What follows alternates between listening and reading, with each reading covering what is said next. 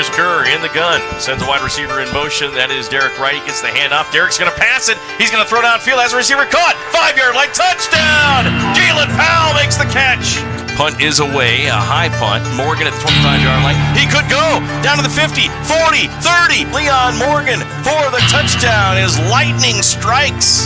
Carter back to throw. He's going to step up. He is sacked on the play. Tried to step up, and he was just hammered by Parker Workman. KMTI AM 650.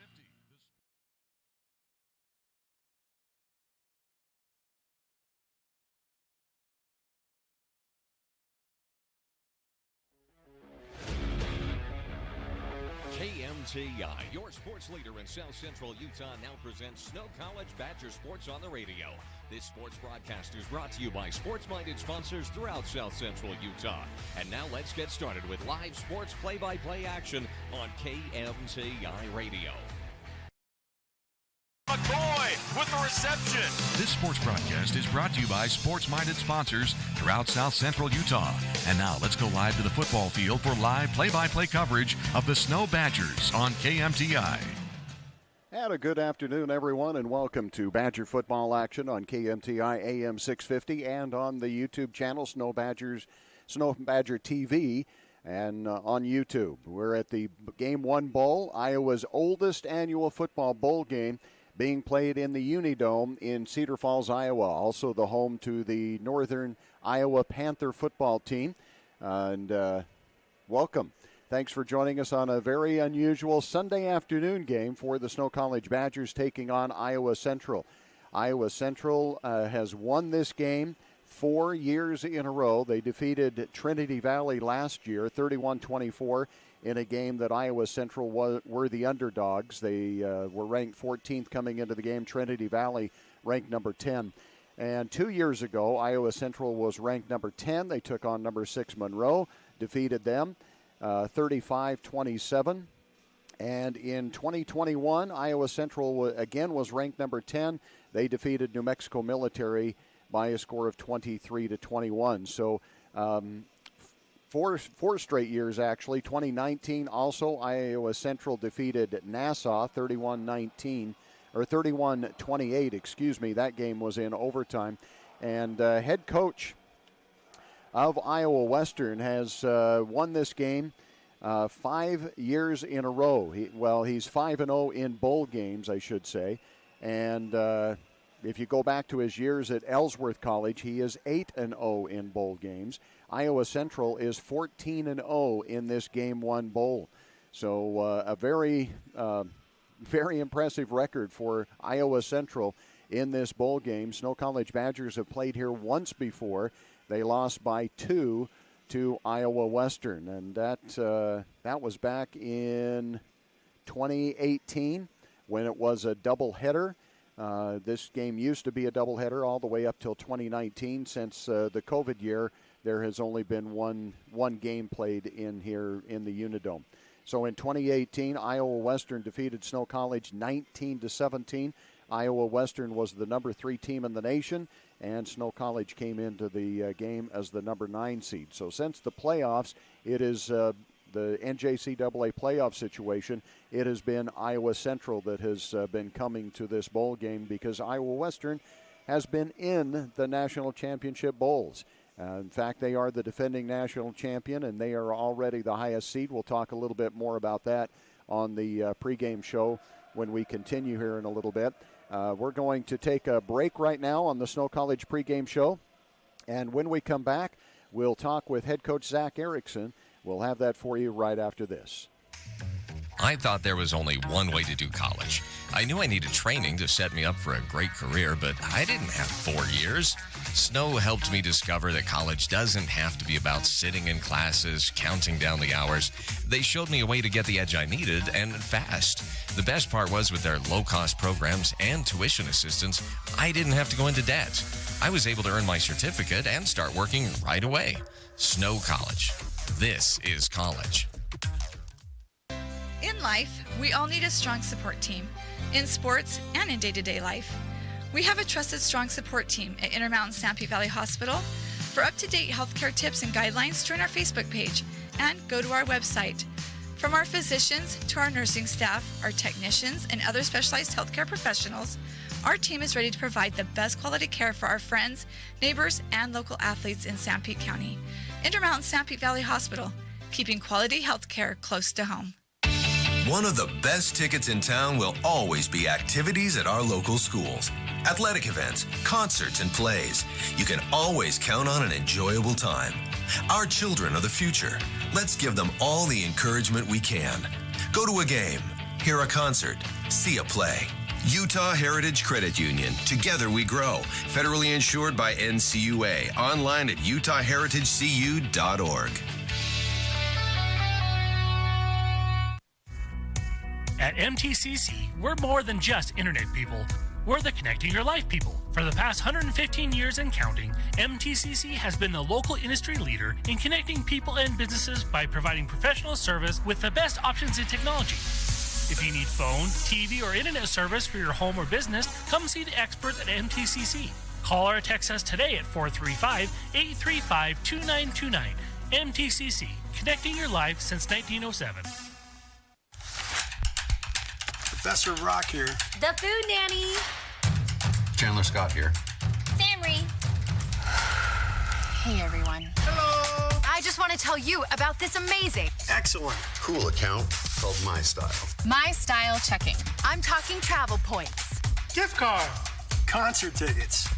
All just for using my account. That's My Style. So check it out. Give it a shot. Open your My Style checking account today. CO Building Systems in Ephraim manufactures a complete line of metal roofing and accessories. And here are just a few reasons why you should buy from CO. First, they offer lower prices. Second, CO offers top quality products which can be custom cut to fit your needs. Third, they offer quick turnaround time on all orders. You can pick up at the plant or they'll ship the materials to you. For a free estimate and more information, contact CO Building Systems in Ephraim. Toll free 800-262-5347 or online at cobuildings.com. Welcome back to the Snow College pregame show. Snow College is a tremendous transfer institution. Get an education at Snow College and then transfer to the university of your choice. They're the top 10% of transfer institutions. For more information, visit snow.edu. Coach, it's been a while since we've talked. You finished with two big road wins on the road, a tough matchup with Garden City, and a game against Monroe that took a while for us to really get a handle on that game. It seemed like it was there were a lot of things at play there, but anyway, you finished with the two wins, and I hate to bring this up, but I told you I was going to, but it is something just to briefly talk about. You guys are in number 4 spot, which is in the playoffs. You drop one after a win, and then you get jumped twice by the Mississippi schools, just I guess to keep one of the Mississippi schools in the playoffs. But that's got to be frustrating on your part. Yeah, it when we found ourselves at 4th before the week going into Garden City, we had moved up to 4th in the rankings and felt that because of our strength of schedule, finishing with Garden City and with Monroe, that if we won out, we would be in the playoff. And for that not to be the case, it was really devastating to see, for them to throw Colin in front of us after we beat Garden City, to have that Mississippi team jump us to get into that 4 spot, and then to have them lose, and then them take the number 6 team and jump us after that Colin team lost to East Mississippi. It's pretty disheartening, and I could go on and on about my thoughts about it, but the reality of the situation is, for us, is we're never going to be given the benefit of the doubt because we're an independent, and we're fighting with conferences and conference commissioners that only want their teams to be playing in the playoff. And so I think the reality, you've seen this 2 years in a row. We should have been in the playoff. We should have been in the playoff every year since it's been invented, as one of the top 4 teams in the country. And I think what we've learned in the last 2 years is we have to not leave it up to the voters. If we only lose one game this year, we're in. If we're 10-1, we're in. Last year, if we were 9-1, we would have been in. And so we just can't leave it up to them. It's one of those deals where you look back and, as a coach, I'm like, where could we improve upon those things that will ensure us a better opportunity to get in the playoffs? And you go back and forth. Don't schedule Iowa Western. Well, but I want to schedule Iowa Western because that's how you measure where you are as a team. You have to play the best teams. And they will play you. And they'll play us, exactly. And so that then ultimately becomes our problem for us is the only teams that will play us are going to be either the Iowa Westerns, the best teams in the country, right, or the St. George's of the world. And so to try to find that happy medium where we give ourselves the best opportunity to make the playoff and to have a strong enough strength of schedule to do so is going to be something we'll take into account this offseason as we build our schedule. And, because the strength of schedule obviously is not what anybody looks at. Unfortunately. Kind of the last thing I'll say about it on that topic with strength of schedule, right? The final poll was released last week when they announced the playoff teams, right? Well, they will do a postseason poll after the national championship, but going into that playoff, the final poll is done. We played 6 teams in the top 15. 6. Iowa Western played 3. Hutch played 3. East Mississippi played 3. Kilgore played 2. And so it's like, how could there be any argument that East Mississippi's strength of schedule is what got them into the playoff? They had 3 teams that finished in the top 15. 6 of our opponents did. And, it is what it is. And so we'll look to kind of to put that behind us and, really try to focus on being present and staying in the moment to get ready to go play, a really good Iowa Central team that, is currently ranked 11th. So it'll be 7 ranked opponents for us this year. People don't do that. The conferences aren't set up that way, right? That Kansas-Iowa conference is going to have 3, maybe 4 at most in their conference that end up ranked, right? Same thing in Mississippi. They're going to have 2 or 3. Texas may have 2 or 3. So the only way you end up playing 7 ranked opponents like we do is, guess what? You play the ranked opponents from Kansas. You play the ranked opponents from Iowa. You play the ranked opponents from Texas. And nobody else does that. And for us to not have gotten in after 2 years of by far having the toughest schedule in the country, and over the course of those 2 years when we've played the hardest schedule in the country, to be, what is that? We're 17-4, and this year 2 just heartbreaking losses that could have absolutely gone either way. It's disappointing, but like I said, at the same time, as a coach, you look back and you say, all right, what do we do better, and how do we make sure that we don't lose more than 1 game or go undefeated to make sure that we give our players a chance to play in the playoff. All right, Coach. And you brought up a good point. That's all behind you now, and how do you get motivated and get up for this bowl game? It's been a process, and if I said anything different, I would be lying. Our players, we've seen some weird things happen since Thanksgiving. Some guys that have decided they were done playing football. Some guys that decided, practicing over Thanksgiving break for a bowl game wasn't what they signed up for. Just some different things. And so we are going in this game with the best product we can put on the field. We are far from full strength. We've had some terrible, unlucky things happen this last week leading into the bowl game. Our starting left guard breaks his foot just stepping at practice yesterday. Another tackle stumbles over a defensive lineman, and we're waiting for MRI result. I mean, Hiram hasn't been able to clear concussion protocol, and so we're confident where we're at, but it's been a battle to, number one, keep the guys focused on what we're trying to do, because I think they felt extremely let down. And so trying to bring that back around and say, guys, you have another opportunity to play a football game. You have another opportunity to play a quality opponent. And this is the last time that this group is going to get to play together. And so, our captains and our leaders, Donnie and Sturzer and Brian Cuthbertson, Romeo, those guys that have kept this group together all year have done a really good job of trying to maintain that level of expectation that we have in our program, how we practice and how we lift, and because we haven't changed anything, we've lightened some things because we've had so long. We're gonna have 2 weeks, essentially 2.5 weeks of prep for the bowl game, and so they've had some time off, and but nothing other than that really has changed. Our practice schedule hasn't changed. Our lift schedule hasn't changed.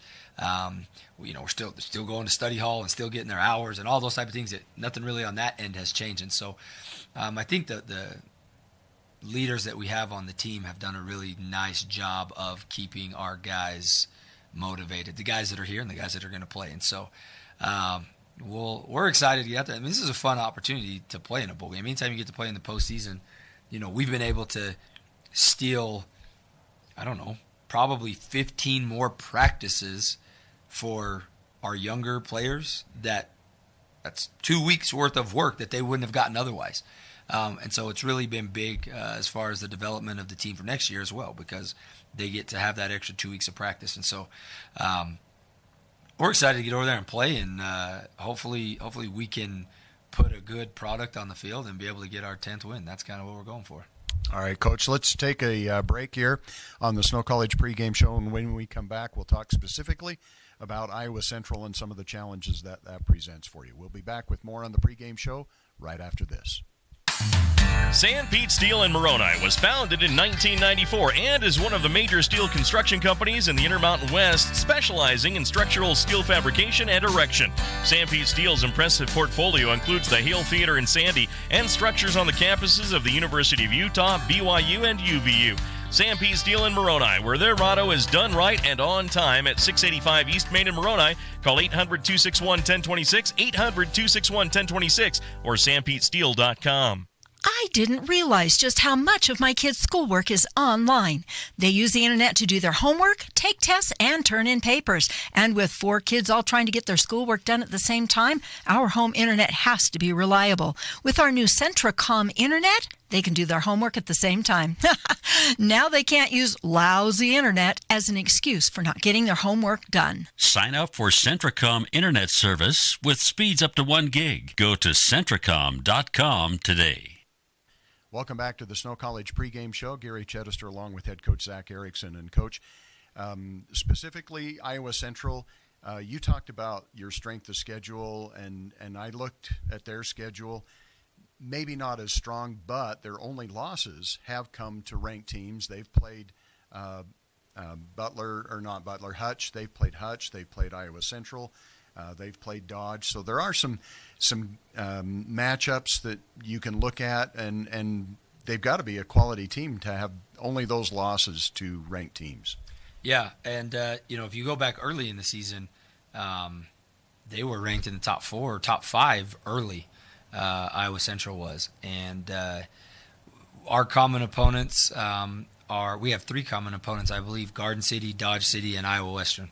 And so we've been able to look at a lot of that crossover and kind of see where we feel we match up with some certain things. When you have common opponents, it does, I don't say it makes preparing easier, but it gives you a better frame of reference, because you have played that offensive line or defensive line that they've gone against, and you know how you stack up against them, especially physically, and then you can kind of correlate how that looks versus them on the tape. And so that's given us a good idea of how they are. And like you said, they are a very good football team that, even in those losses, with the exception of Hutch, they've been in every game. The Hutch game kind of got away from them, but they played Iowa Western to the last play, basically. Same with Dodge and Garden. And so we're going to have to, like I said, we're just going to have to be on our A game. They have a lot of good athletes. Surprisingly enough, they actually talking about our offense versus their defense.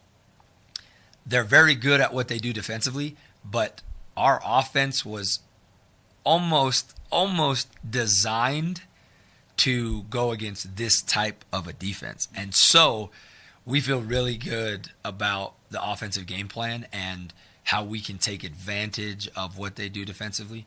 And then flipping it the other way, our defense is probably a little bit more aggressive than some of the defenses that they've seen, and I think that can give them problems. As you've watched their offense, they struggle when pressure's applied. If you put pressure on their quarterback, he doesn't make the best decisions, and he will put himself in bad situations if we put him in bad situations. And so we just got to make sure to take advantage of that, and then kind of like we always talk about, find an edge in special teams, and that has helped us and hurt us in games that we've won and lost, is being able to have that edge in special teams, and then taking care of the ball and make sure we win the turnover battle. And so the best news about this whole deal is you think, oh my gosh, we're going to Cedar Falls, Iowa at the end of, or I guess the beginning of December. But the good news is we're playing in a dome, and so the weather will not be an issue. And so you go to a situation like that, and you hope you can play your best football. It's going to be 72 degrees and bright and no wind, and so hopefully we have an opportunity to play some of our best football that we've played all year. Travel is going to be a bit of a challenge, though, right? It's going to be different than what we've done all year. Yes, to say the least.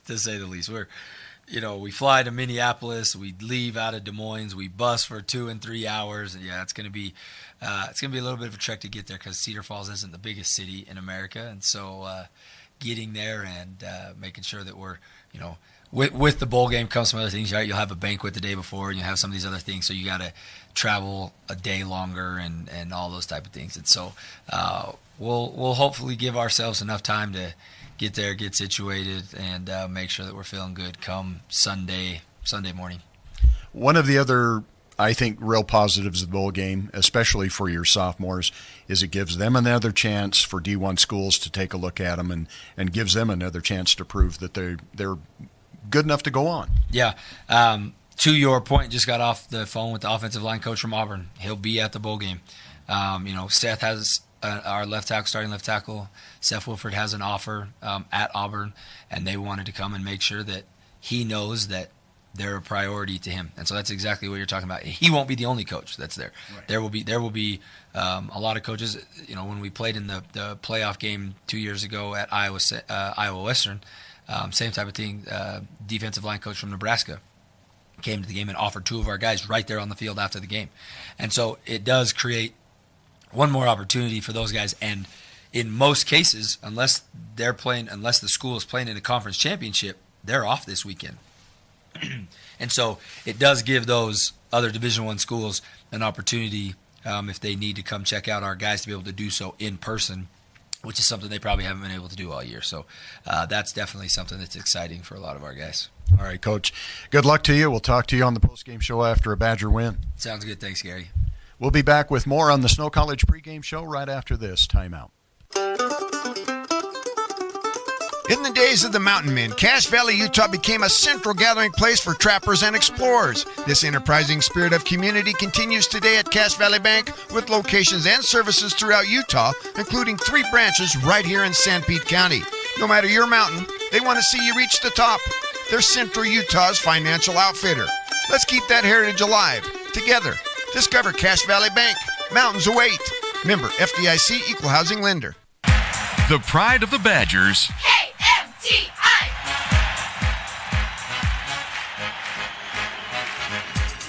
Welcome back once again to Badger football action. Gary Chittister with you at the Unidome in Cedar Falls, Iowa for the Game 1 Bowl. This used to be called the Graphics Edge Bowl, and it was a doubleheader for quite some time. But since COVID, they have changed it to just one single game, and the new sponsor is Game 1. We are set for the kickoff. And it looks like the Badgers will receive to start the opening kickoff. Snow College paced the nation in a handful of categories this year, including first downs, 274, total third down conversions, 74, total fourth down conversions, 21, and red zone touchdowns. The Badgers also finished 6th in rushing yards per game allowed, so a defensive stat there. Iowa Central, overall record, finished the season in 11th, 6-4 overall. And the Badgers have won both the meetings against the Tritons historically. The last meeting was a matchup in Fort Dodge, Iowa on May 8th in 2021, in which the Badgers claimed a 48-18 victory. So here's the kickoff. A high end-over-end kick angling towards the sidelines and actually goes out of bounds, so a good start for the Snow College Badgers. I do want to thank the TV production crew at Iowa Central who is providing the video feed for us here. Just a one-camera video feed that they are giving us, but I want to thank them that made this possible to be broadcast on the YouTube channel as well. And, of course, KMTI AM 650 also providing radio coverage. And if you're not at the game, that's where you'll hear it first, because all the video feeds are going to be a delay of up to 10 to 15 seconds. Donovan Smith in trouble, passes it at the feet of, for the Badgers, at the feet of Spencer Lambert. And it'll be an incomplete pass and bring up second down. Badgers starting at their own 35, their first possession here of the Game 1 Bowl. Badgers have Pea'ua in the backfield. Handoff is going to be straight ahead for Lambert. Lambert is swallowed up right at the line of scrimmage and gang tackled there. Coming through defensively is Dan Knudsen, an all-conference linebacker. Also in on the tackle, Branson Peters. So it'll be third down for the Badgers on their first possession. They have yet to pick up a yard in offense. They go with trip split wide to the right and two split wide to the left. Empty backfield with Donovan Smith. Smith back to pass, four-man rush. Had a man open out there, but jumping the passing route and getting a hand on it was a Triton defensive player.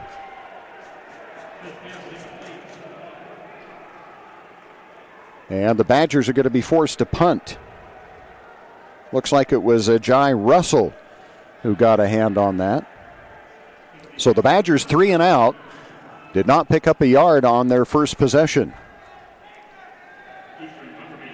Back deep to receive, standing at his own 30-yard line is Spencer Zinn.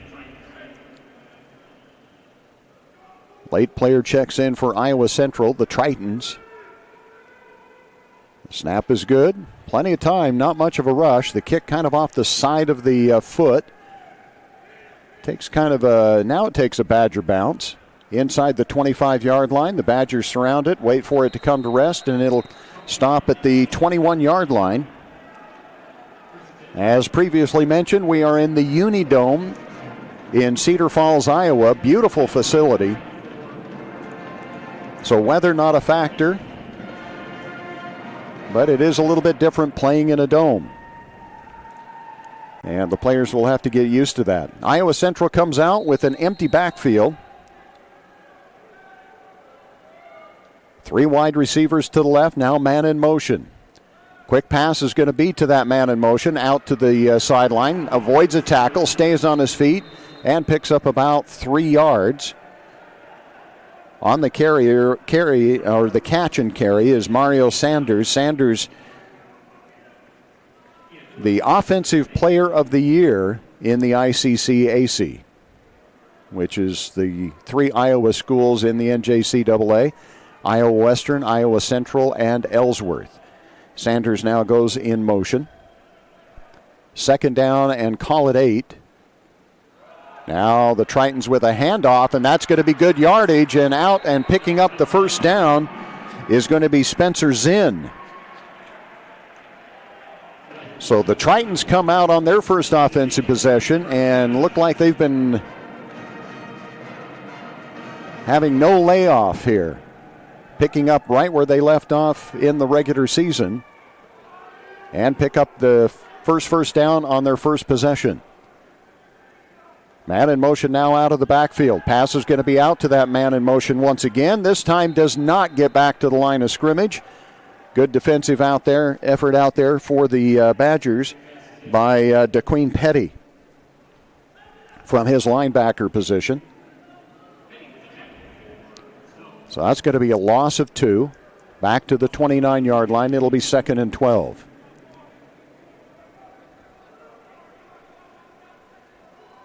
Empty backfield once again. Man in motion. Plenty of time for the quarterback, who now decides he's going to rush. And he gets over the 30-yard line, slides down at the 33. And that's going to bring up 3rd and about 8. Maybe a long 7, a short 8. So the Badgers force a 3rd down here.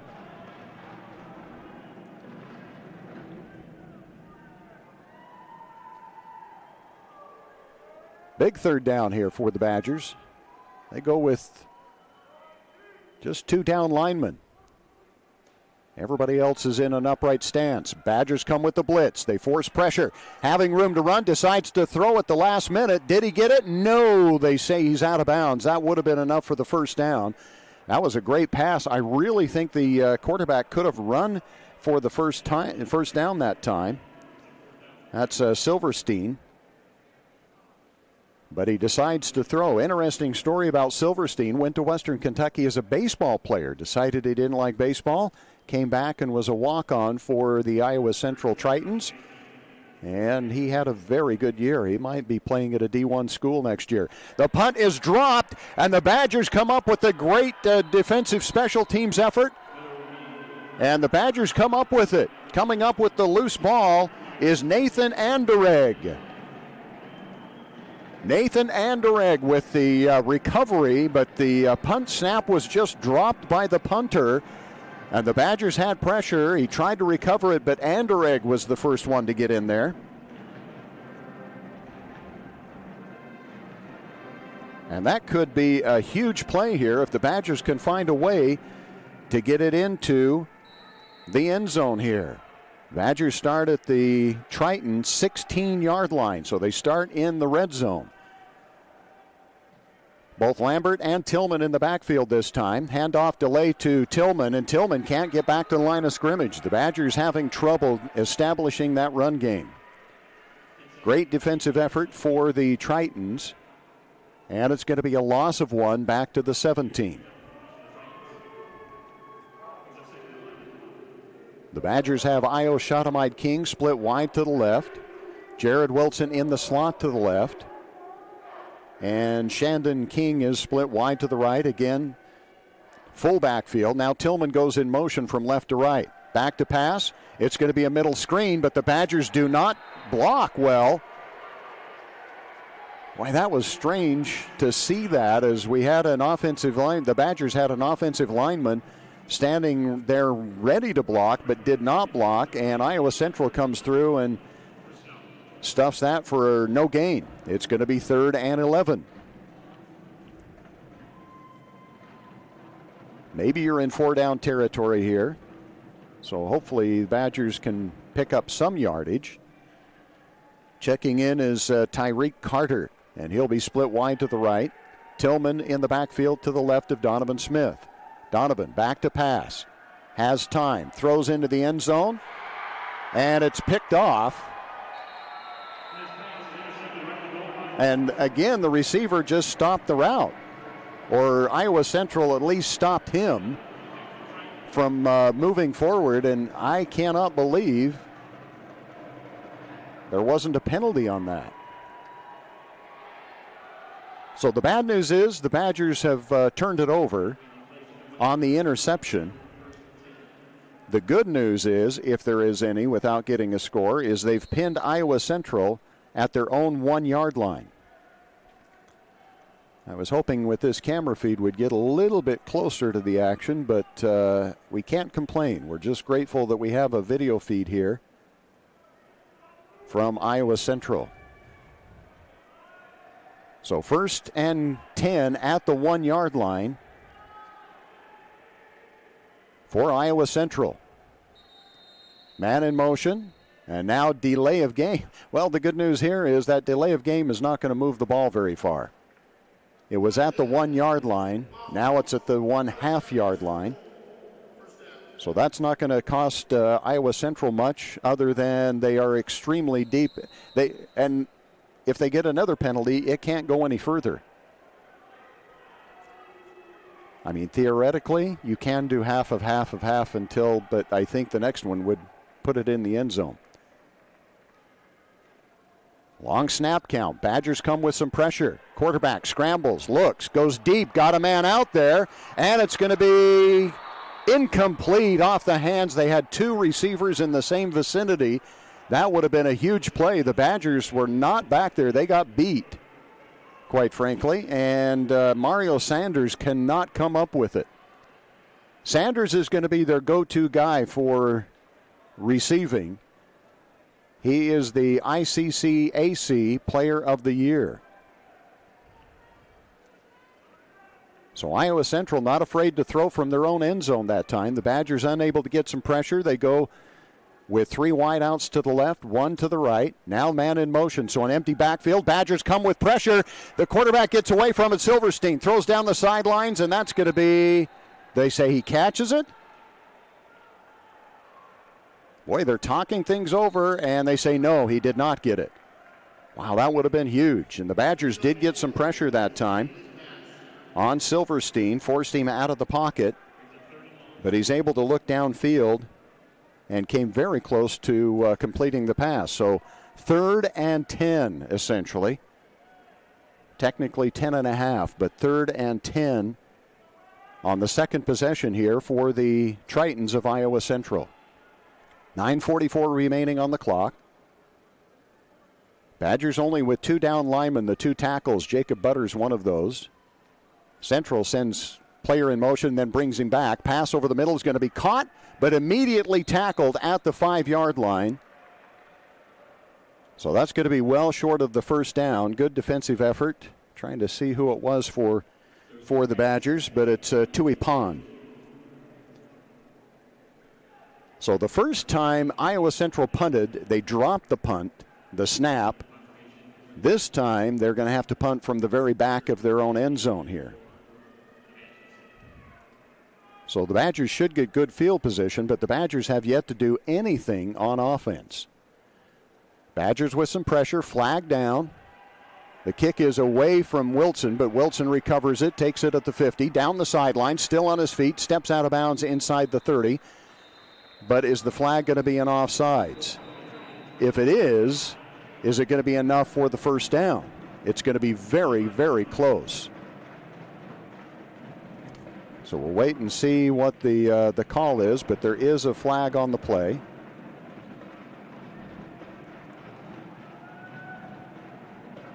And we'll see what the call is here from the referee. Well, the referee's still waiting to. Illegal procedure against the offense, so I don't think the Badgers are going to take the penalty. And they'll take it. Where are they going? Oh, they take it at the end of the play here. So the Badgers, again, excellent field position at the Iowa Central 24-yard line.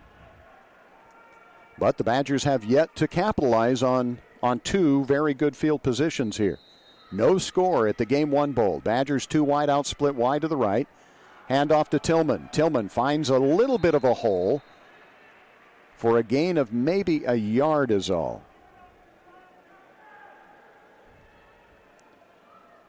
So if we take a look, the Badgers have rushed the ball 2 times for -1, and that might get them to 0 here.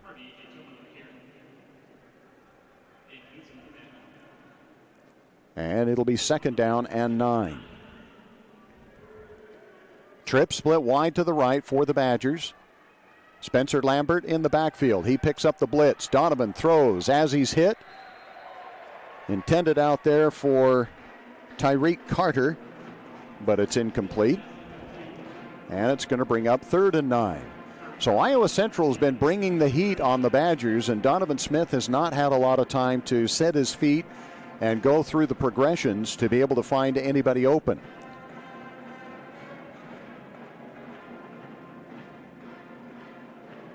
fact, the Badgers have completed just one pass so far for 0 yards. 3rd and 9. Lambert out of the backfield. Donovan steps up in the pocket. They pass it over the middle. Is it going to be an incomplete or a fumble? They call it incomplete as Carter made the catch but was hit immediately and the ball came loose. They're going to say incomplete, and the Badgers are going to try a field goal here to try to get on the board. This is going to be a 40-yard field goal attempt. Max Barker will hold right at the 30-yard line. Getting set to do the kicking duties is Casey Kiesler.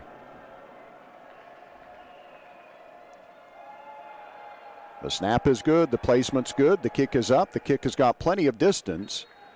And the kick is good, so the Badgers are on the board first and lead at 3-0. We'll take this opportunity for a timeout. We'll be back in 30 seconds. I'm John Sorensen. I'm a general surgeon here at Central Valley Medical Center in Nephi. For the last 29 years, I've been involved in the U.S. Army Medical Corps and deployed 4 times in the last 15 years. When I got back, I decided I wanted to work in a smaller community and take care of patients. Nephi fits that bill very nicely. The people are wonderful. I think all of my experiences have contributed to making me a better physician. I'm interested in continuing to improve myself and my skills here in Nephi.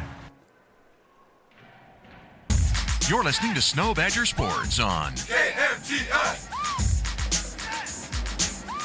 Welcome back to the Unidome in Cedar Falls, Iowa. Snow College Badgers have gotten on the board with a 40-yard field goal by Casey Kiesler. The Badgers have had excellent field position other than their opening possession, which started at their own 35-yard line. They've had the ball at the Tritons 16 and the Tritons 24. They haven't picked up a lot of yardage, but now they have a 40-yard field goal on the board. This kick is going to be a very high end-over-end kick, going to be taken at about the 5-yard line. Trying to return to the near side here, and the Badgers able to come up with the stop inside the 20-yard line. So Iowa Central now a chance to try and answer the score by the Badgers. Now they mark it right at the 20 for Iowa Central. The Tritons are playing in their 6th straight bowl dating back to 2018. They've won their other previous 5 Game 1 bowls, most recently 31-24 over Trinity Valley in a game that was played last year right here. Man in motion is out to the left. The handoff straight up the middle, and that's back to, well, they actually are going to be generous and spotting a gain of 2 on the carry by Spencer Zinn. Silverstein at quarterback with Zinn behind him. 2 wide out, split wide to the right, a single wide out left. Play action fake this time. Pass is going to be caught, and a great athletic catch out there by Mario Sanders, who picks up the first down. Sanders went up high to make that catch, and you can see why he is the ICCAC Offensive Player of the Year. 7 minutes, 13 seconds remaining here in the first quarter. Badgers lead at 3-0, getting a 40-yard field goal from Casey Kiesler on their 3rd possession. Long look at this one for Silverstein. Play clock is down under 10. Handoff straight ahead and a huge hole, picking up a first down, finally being dragged down. On the carry is Mario Sanders, who lined up in the backfield as a running back. And the handoff to Sanders picks up huge yardage, and he is into Badger territory. And Sanders is going to line up in the backfield once again, behind Silverstein. Now they motion Sanders out wide to the left. Empty backfield for Silverstein. Silverstein back to pass, has time to throw. Down the sidelines. Great looking effort. This time do they say yes, he does catch it. They've had several passes right there on the sidelines. that have been close. This one is going to be inbounds. And just like that, Iowa Central is deep in the red zone against Snow College at the 18-yard line. Not deep in the red zone, but deep into Snow College territory and into the end zone at the 18-yard line. 1st and 10, Iowa Central looking sharp. Sanders again is going to start in the backfield. Mario Sanders is listed as a wide receiver, but he has been in the backfield on a couple of occasions here. Silverstein now motions him to the right, back to the left. They're going to hand it off to him. The Badgers can't make the tackle deep in the backfield, but now they finally do. Coming up defensively for Snow College is Fordham Parks to make the tackle, and that is going to be a loss of 7. DeQueen Petty had great penetration, but could not drag down Sanders. But then he got some help from Fordham Parks, who gets credited with the tackle, I believe. We're under 5 minutes to go here in the first quarter. Iowa Central now back to the 25-yard line. On 2nd and 17. Again, Sanders in motion. Silverstein back to pass. Looks at the crossing route. He's under some pressure. Lobs it over the head. Great catch once again. Man, has he got some great receivers. Jason Lewis, who made the catch. And that's going to be enough for another Triton first down. Inside the 10-yard line, it's 1st and goal. Silverstein doing just enough to avoid the pressure, scrambled out to his right, and then found the open Luth for the reception. 1st and goal from the 6. Silverstein, long snap count, 10 seconds on the play clock. 2 wideouts left, 2 wideouts right. And now they're going to take a timeout here, and we're going to take a timeout as well. Iowa Central looking to answer the opening score by the Badgers, which was a 40-yard field goal. We'll be back with more after this. I thought there was only one way to do college. I knew I needed training to set me up for a great career, but I didn't have 4 years. Snow helped me discover that college doesn't have to be about sitting in classes, counting down the hours. They showed me a way to get the edge I needed, and fast. The best part was with their low-cost programs and tuition assistance, I didn't have to go into debt. I was able to earn my certificate and start working right away. Snow College. This is college. In life, we all need a strong support team, in sports and in day-to-day life. We have a trusted, strong support team at Intermountain Stampede Valley Hospital. For up-to-date healthcare tips and guidelines, join our Facebook page and go to our website.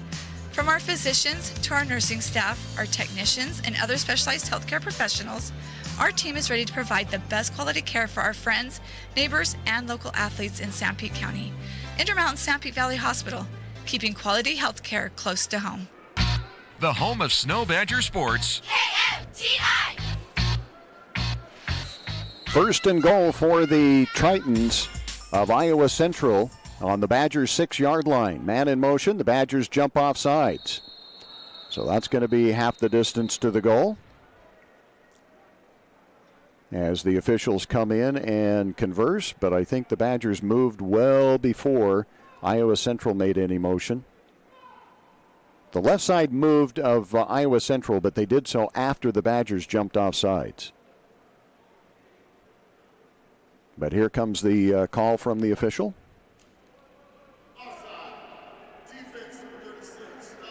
As you can hear the call.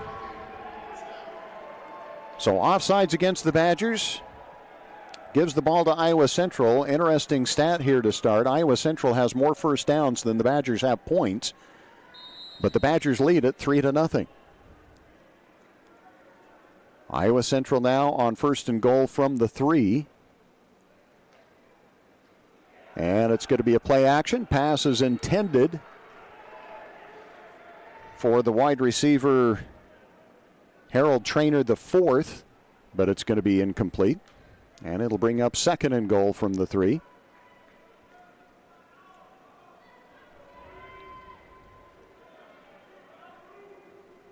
Interestingly enough, Sanders is not out there.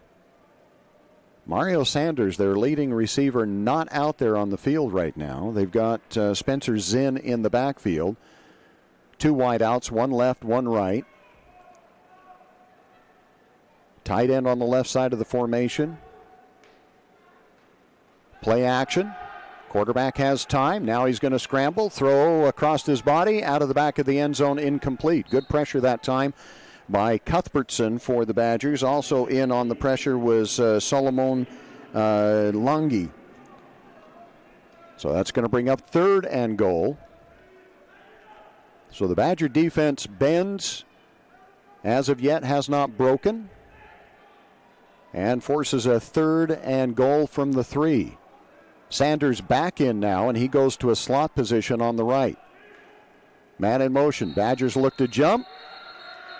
They kind of did that jab step, and actually it was Sanders that moved this time, so that's going to push it back, right back to where it was before. Well, actually no, because it was half the distance before. Now it's a full 5 yards, so it's back to the 8-yard line. 3rd and goal from the 8. So Zinn in the backfield, the lone man in the backfield behind the quarterback Silverstein. 2 wideouts to the right, 2 wideouts to the left. Man in motion from right to left. Back to passes Silverstein. Under some pressure, throws it, and there is, well, he does have a linebacker or a running back there. But good pressure that time as the Badgers came on a blitz, and David Sturzer is right there to bring down the quarterback Silverstein, and it's going to force a field goal attempt for Iowa Central. So the Badger defense does bend. I don't know if breaks the word, but you do give up a field goal attempt here that is going to be from the 15, so a 25-yard field goal attempt.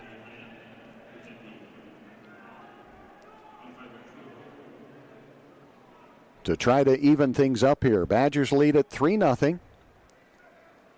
And the 25-yard field goal attempt coming up. Placement's good. The kick is up. The kick is on the way, and the kick is good. So it is tied up. A 25-yard field goal has tied the score at 3.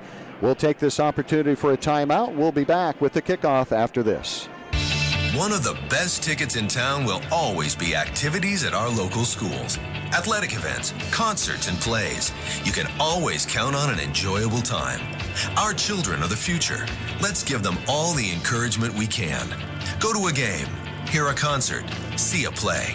Utah Heritage Credit Union. Together we grow. Federally insured by NCUA. Online at utahheritagecu.org.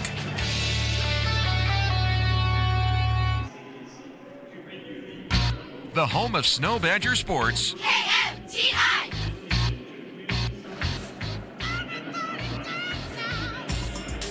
Welcome back once again to the Unidome in Cedar Falls, Iowa, where we are tied 3-3 after a 25-yard field goal by the Tritons.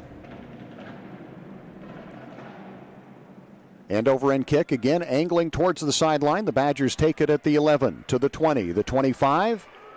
Ball is fumbled out of bounds, and the Badgers will retain possession, but they lose about 4 yards on that.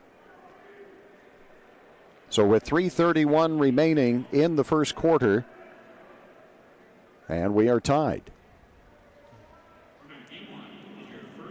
So the Badgers have this possession at their own 26-yard line. Offense has looked anemic, to tell you the truth. The Badgers have rushed the ball 3 times for no carries. They've passed 1 out of 6 for a total of 9 yards and an interception. First down for Donovan Smith. He's got Spencer Lambert in the backfield with him. Badgers go with 2 wideouts left and 2 wideouts to the right. Donovan, quick pass out in the flats, going to be taken by Io Shatamide King, and Io gets a gain of 3 out to the 29-yard line. It'll be second down and 7.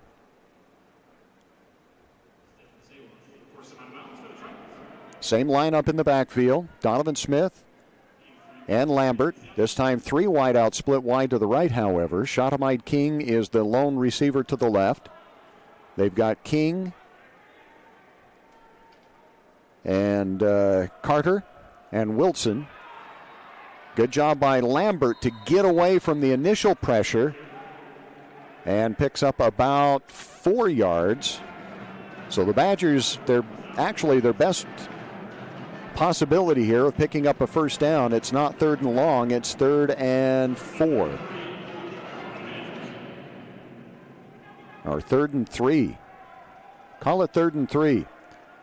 Badgers have both Tillman and Lambert in the backfield. Looking to the sidelines, 15 seconds on the play clock. Badgers have Amir Magruder split wide to the right, and Wilson in the slot to the right. Now Tillman goes in motion. Handoff goes to Lambert, trying to get to the corner, and he cannot do it. Badgers trying to run that sweep to the short side of the field, and they just ran out of real estate. And it looks like they're going to actually lose a yard. So the Badgers are going to be forced to punt once again. Badgers still have not picked up a first down in 4 possessions. The Badgers started at their own 35, had to punt it away, 3 and out. Had the ball at the Iowa Central 16-yard line, threw an interception at the Iowa Central 24, kicked a 40-yard field goal, and now at their own 26 and forced to punt. Kick is away. It's a booming kick. It's going to be way over the head of the receiver. And could it carry in? No, they pick it up. Picking it up is Sanders. Sanders down the sidelines now, finally steps out of bounds. What a decision by Mario Sanders, who let the ball go over his head and then picks it up inside the 5-yard line, and the Badgers had kind of run away from coverage. And Sanders takes it on the bounce and returns it all the way up the sideline. We have flags all over, however. I just noticed that we have flags on the play. And we're going to have some discussion. It looks like the flag is going to go against Iowa Central, because the Badgers are coming all the way back. It looks like they do have an official that has marked where he went out of bounds. So we do have a mic on the referee.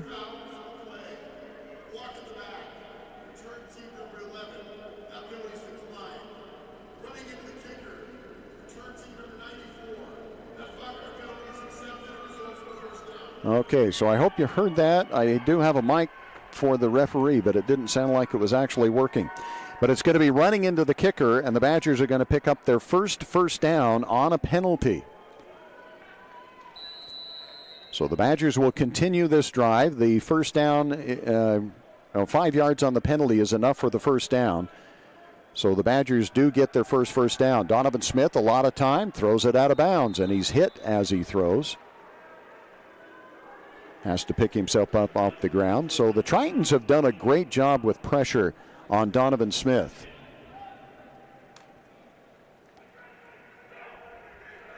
It'll bring up a second down and 10. Just got a text from Drayson Ball. I guess that's irony, isn't it, Drayson? No first downs for the team that led the nation in total first downs.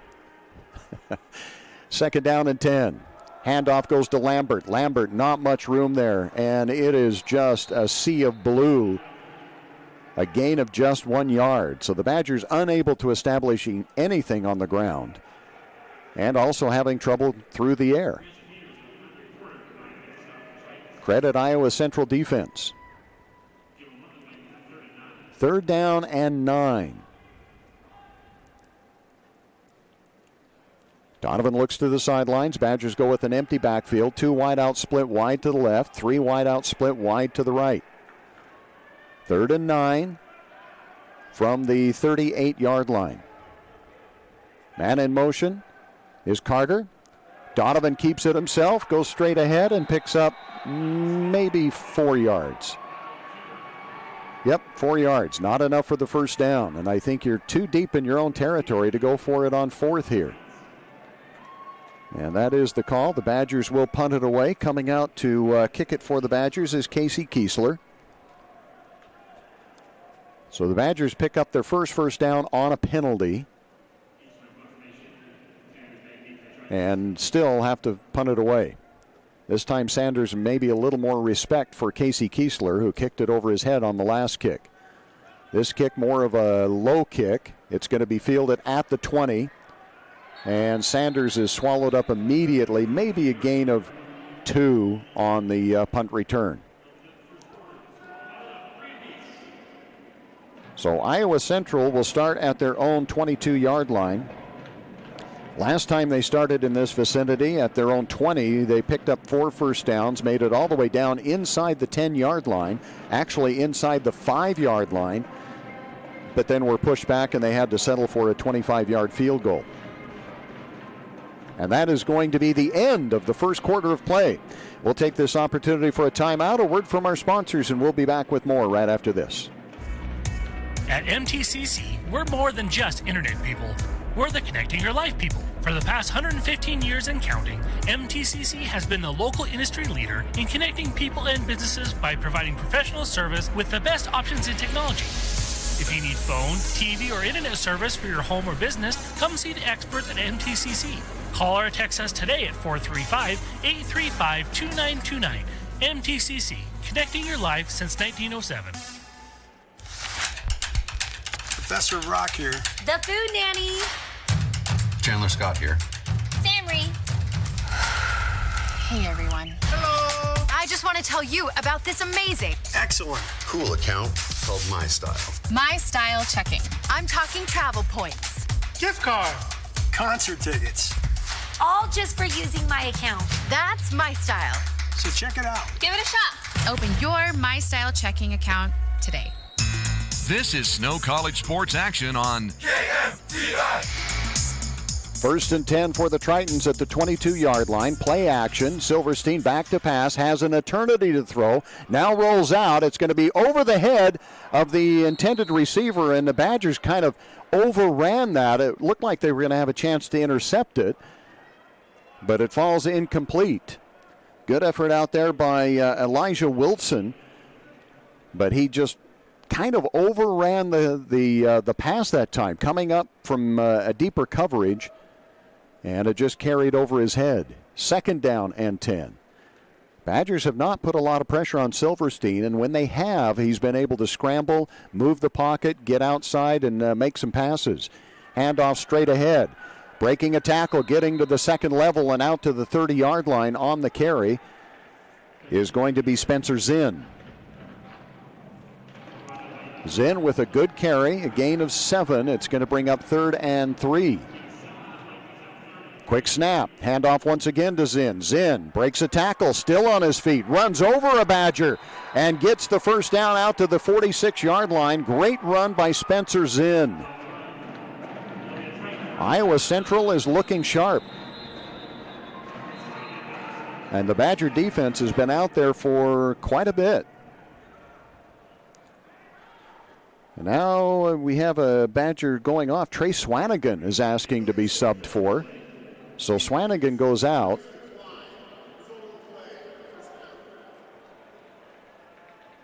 We had a penalty on the Badgers that was declined. They took the results of the play. I missed that. My apologies.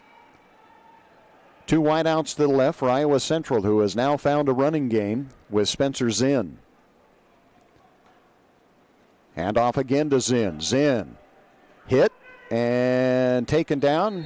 Gets back to the line of scrimmage. No, actually, they're going to say he lost a yard.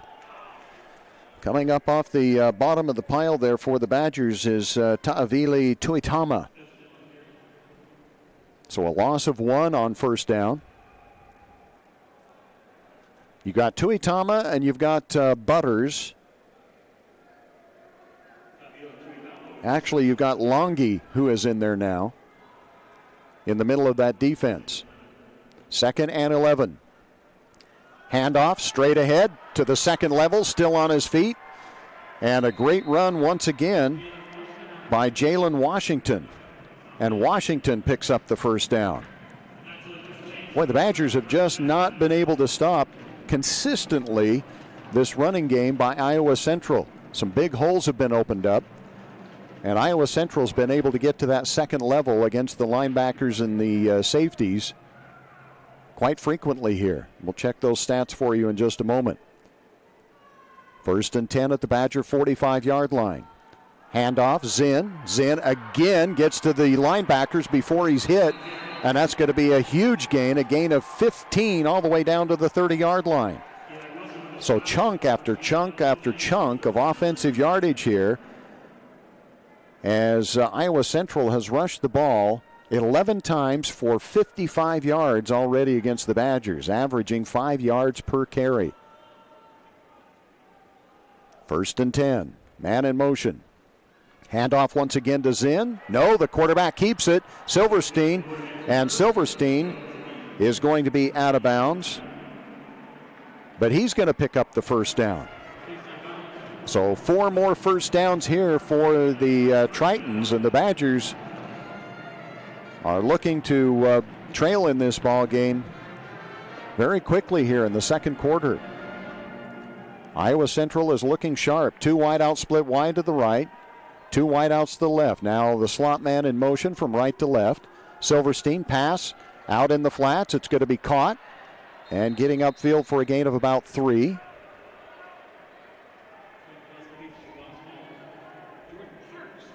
Pass was caught out there by Jaquez Hall.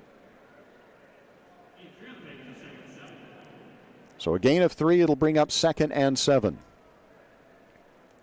Iowa Central now with 3 wideouts to the right, a single wideout to the left, and a new running back in the backfield is Andrell Fusel. Fusel gets the carry. Again to the linebackers before he's hit, and he just runs right over a Badger player and picks up the first down. 5 first downs on this drive for Iowa Central. Inside the 10-yard line. Mark it at the 8. Badgers with some subs, and the Badgers are going to have to burn a timeout here as they just did not get the defensive players on the field that they needed. And so they're going to be forced to burn a timeout here. We'll take a timeout as well. Badgers and the Tritons are tied at 3. We'll be back after this. CO Building Systems in Ephraim manufactures a complete line of metal roofing and accessories. And here are just a few reasons why you should buy from CO. First, they offer lower prices. Second, CO offers top quality products which can be custom cut to fit your needs. Third, they offer quick turnaround time on all orders. You can pick up at the plant or they'll ship the materials to you. For a free estimate and more information, contact CO Building Systems in Ephraim. Toll free 800-262-5347 or online at cobuildings.com. Your connection for Snow College sports.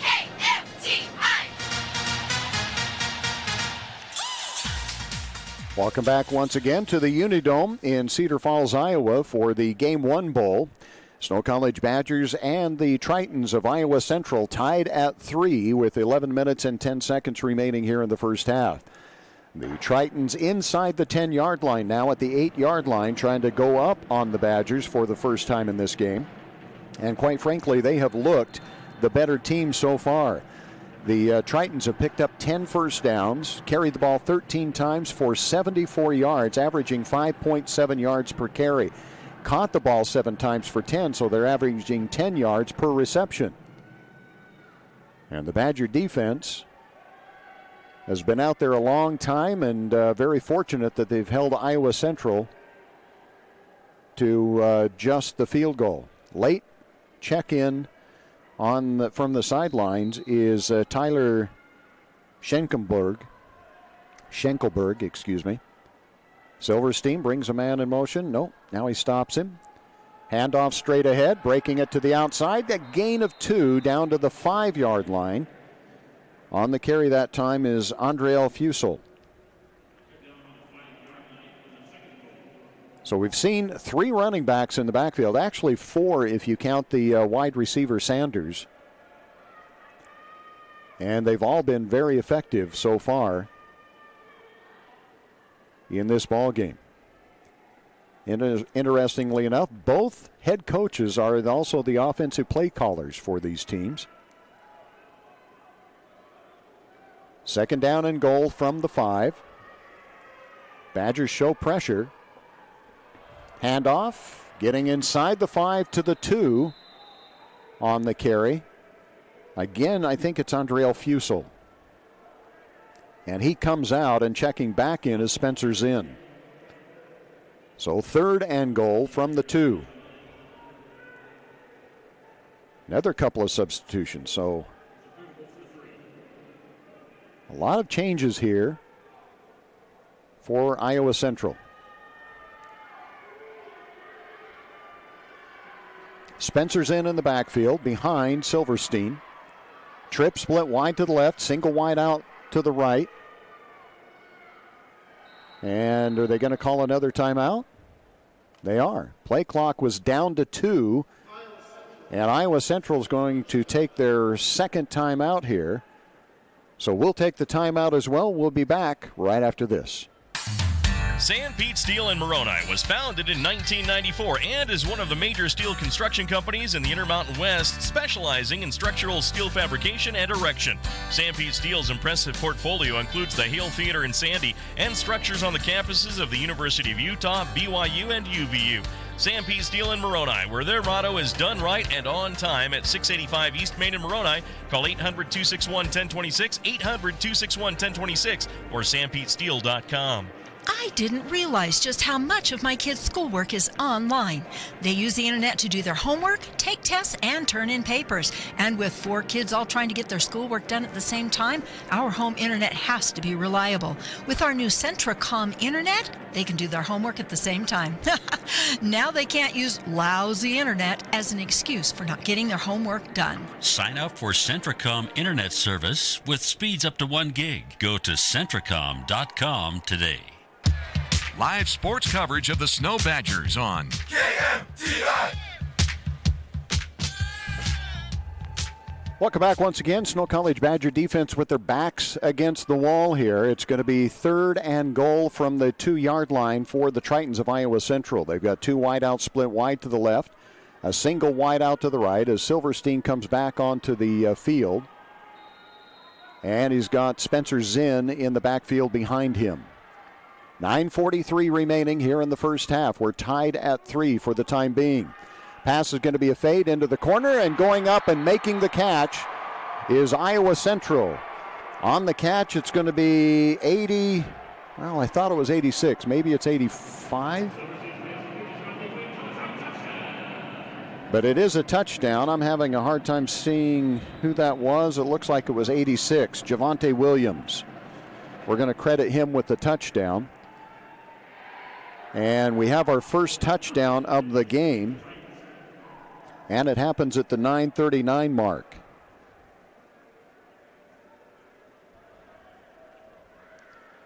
Silverstein to Williams for the touchdown. Snap is good on the extra point. The Badgers had a lot of pressure, but the kick gets up and the kick is in. So that puts Iowa Central on top by a score of 10-3. We'll be back with the kickoff right after this. In the days of the mountain men, Cache Valley, Utah became a central gathering place for trappers and explorers. This enterprising spirit of community continues today at Cache Valley Bank with locations and services throughout Utah, including 3 branches right here in Sanpete County. No matter your mountain, they want to see you reach the top. They're Central Utah's financial outfitter. Let's keep that heritage alive. Together, discover Cache Valley Bank. Mountains await. Member FDIC Equal Housing Lender. I'm John Sorensen. I'm a general surgeon here at Central Valley Medical Center in Nephi. For the last 29 years, I've been involved in the U.S. Army Medical Corps and deployed 4 times in the last 15 years. When I got back, I decided I wanted to work in a smaller community and take care of patients. Nephi fits that bill very nicely. The people are wonderful. I think all of my experiences have contributed to making me a better physician. I'm interested in continuing to improve myself and my skills here in Nephi. The voice of the Snow Badgers. KMTI. 9 minutes and 39 seconds remaining. First half of action, and the Iowa Central Tritons have now taken the lead 10-3. Kickoff is going to be taken inside the 10-yard line. King slips at the 20.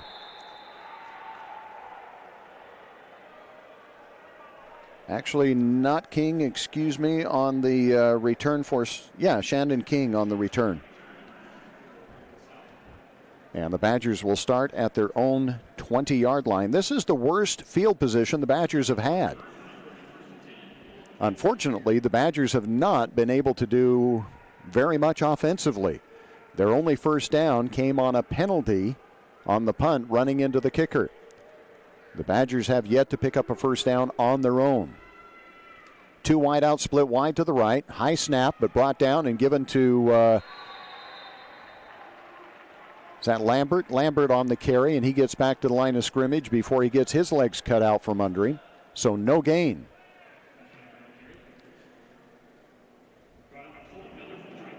Actually, that's Austin Bell who had checked in, excuse me. So Austin Bell in at running back for the Badgers.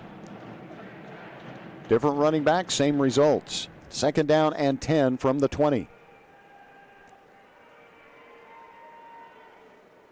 Play action, blindside blitz coming. Donovan Smith gets away from it. He can run for a long time, but he throws at the last second, and it's incomplete. Boy, Donovan, I think, could have picked up the first down had he kept the ball that time. There was pressure. Donovan Smith got away from it, threw right at the line of scrimmage. He was almost over the line, quite frankly, before he threw the ball. So it'll bring up 3rd and 10 for Snow.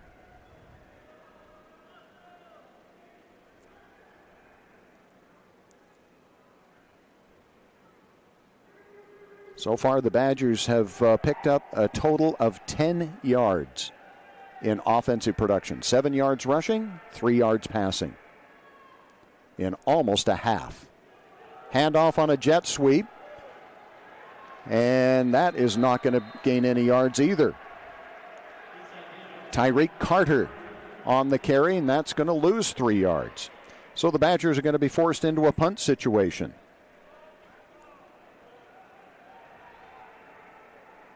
I don't know that I've ever seen the Badgers struggle so much as they have in the first half here against the Tritons. The good news is they're only down 10-3. So the Badgers punting from deep in their own territory. Kiesler, not his best effort. Off the side of his foot, and it takes a Iowa Central bounce. Wow. And that's going to be good field position for Iowa Central. They're going to have it at the Snow College 33-yard line.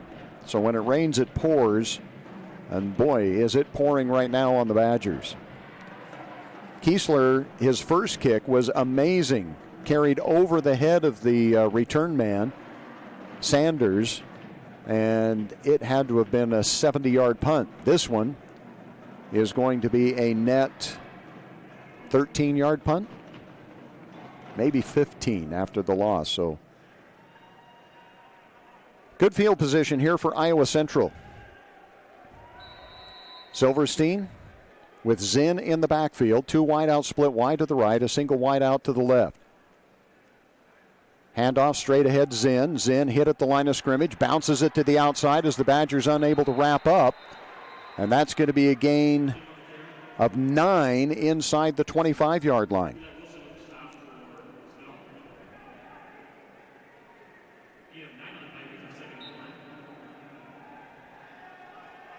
(10-3) is your score with 7 minutes and 40 seconds remaining here in the first half. Silverstein going to go with an empty backfield now. And 3 wide out, split wide to the left, 2 to the right.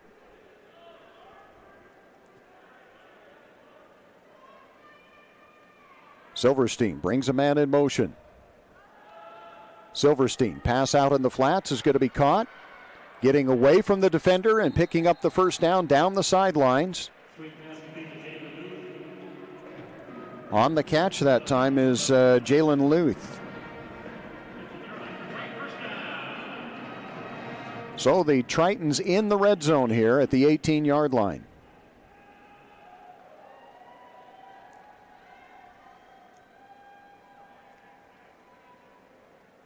Still Spencer's in the backfield behind Silverstein. Badgers flex the defense a little bit to the left. Silverstein handoff straight ahead Zinn. Zinn Picks up about 3 yards down to the 16-yard line. And it'll bring up 2nd and 7.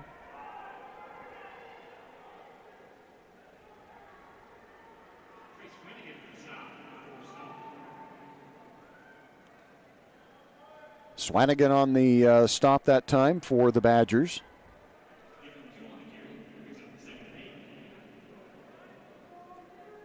Six minutes and 15 seconds remaining in the first half. Clock continues to run. Man in motion. Back to pass is Silverstein. Has time. Throws into the corner of the end zone, and that should be incomplete, I think. If what I see is the sidelines, and it is. If you're watching that on TV, it looked the handrail. I wasn't sure if I was seeing the handrail or the out of bounds. So it's going to bring up third down. 3rd and 7 from the 16-yard line for the Tritons. Tritons so far in this ball game, 12 first downs, 17 carries for 91 yards. So they're almost at 100 yards rushing here in just the first half alone. Big third down. Man in motion now. Empty backfield for Silverstein. Badgers show blitz. Silverstein back to pass. Has some time. Throws. Got a man open at the 10. Gets away from the defender. Touchdown. Nice catch by Michael Bartolotta. The redshirt sophomore wide receiver from Orland Park, Illinois, is able to get into the end zone. And the Tritons now lead it 16-3. With the extra point coming up.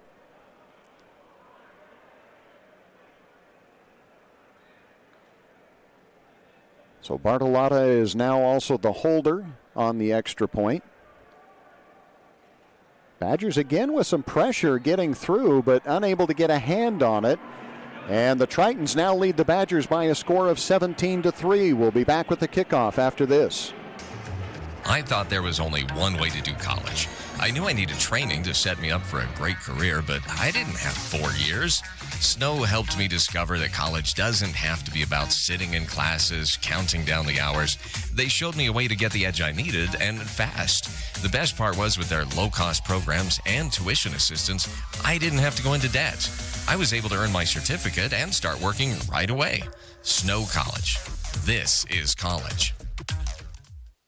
In life, we all need a strong support team, in sports and in day-to-day life. We have a trusted, strong support team at Intermountain Stampede Valley Hospital. For up-to-date healthcare tips and guidelines, join our Facebook page and go to our website.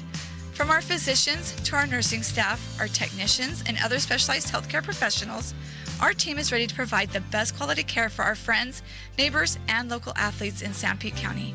Intermountain Stampede Valley Hospital, keeping quality healthcare close to home. The station for Snow College sports. KMTI. Welcome back for the kickoff.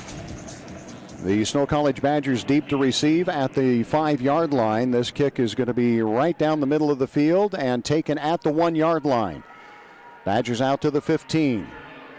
Hit at the 15. Bounces off a tackle to the 16, 17, and out of bounds at about the 18-yard line, but flag on the play once again.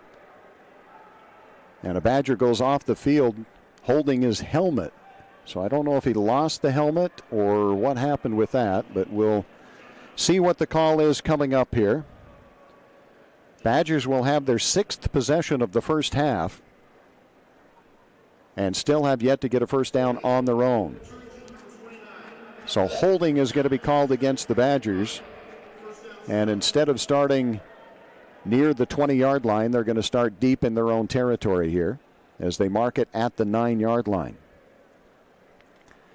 So the Badgers have started at their own 35, the Iowa Central 16, the Iowa Central 24, their own 26, their own 20, and their own 9-yard line. Have picked up 1 first down on a penalty and at one time led it 3-0. But 17 straight points by Iowa Central has given Iowa Central the lead here. Iowa Central has scored on their last 3 possessions. Tillman in motion out of the backfield. Donovan Smith runs the option, hands it off, and straight ahead for maybe a gain of 1. Or maybe just back to the line of scrimmage for Spencer Lambert.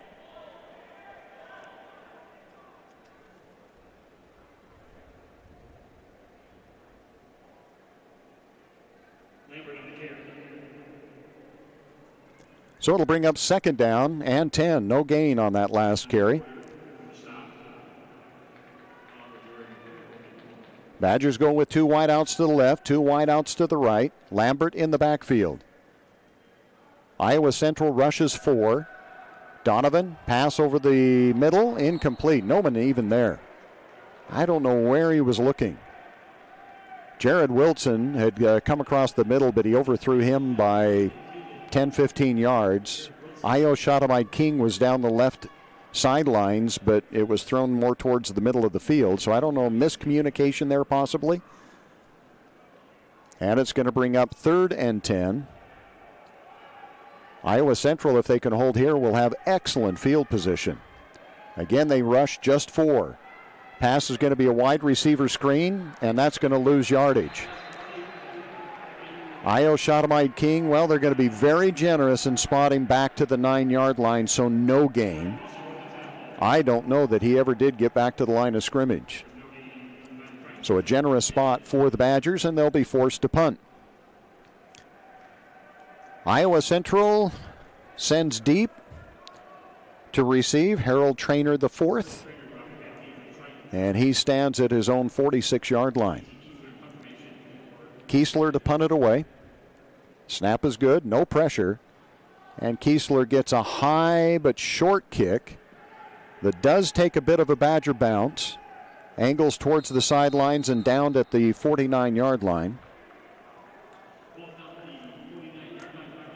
So this has been definitely Iowa Central's half. Other than dropping the attempted punt on their first possession, which gave the Badgers great field position, but they were able to come up with the interception. And then they started at their own 1-yard line. So their first 2 possessions, not much. The fumble that gave the Badgers good possession, second one a punt. Since then, they have gotten a 25-yard field goal and 2 touchdowns, starting at their own 20, their own 22, and then the Badger 33. 1st and 10, Badgers come up to the line of scrimmage. Silverstein throws the pass out on the flats. Making a nice move is Zinn. Zinn now has blockers in front of him. Finally hit and taken down. And when I say hit, I mean a complete light-up by Brian Cuthbertson. Cuthbertson stood up Zinn and drove him backwards, but it's going to be a gain of 7 and bring up 2nd and 3.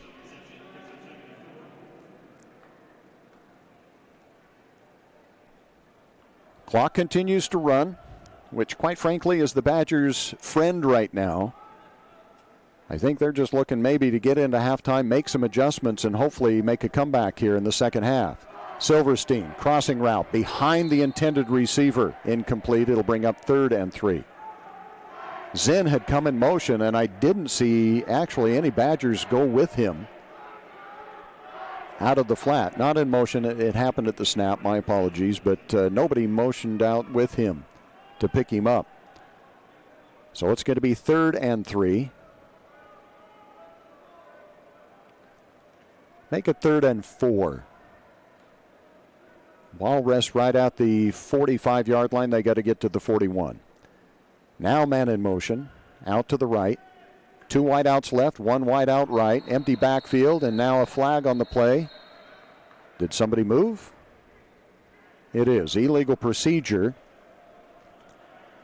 is going to be a 5-yard penalty. So instead of 3rd and 4, it's going to be 3rd and 9 for the Tritons.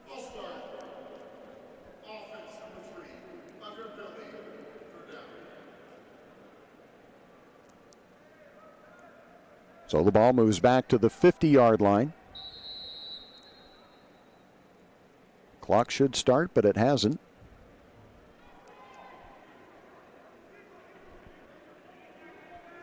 And it'll be 3rd and long. Silverstein in the backfield. Takes the snap. Back to pass. Has time. Moves to his left to buy more time. Now throws a crossing route. Got a man wide open. That's enough for the first down. Still on his feet. The Badgers do not wrap up. And finally, Cuthbertson is able to come up and make a tackle on Lorenz Lacking. Lorenz Lacking picks up the first down at the Badger 38-yard line. 3 minutes and counting here in the second quarter. Badgers trail it by a score of 17-3.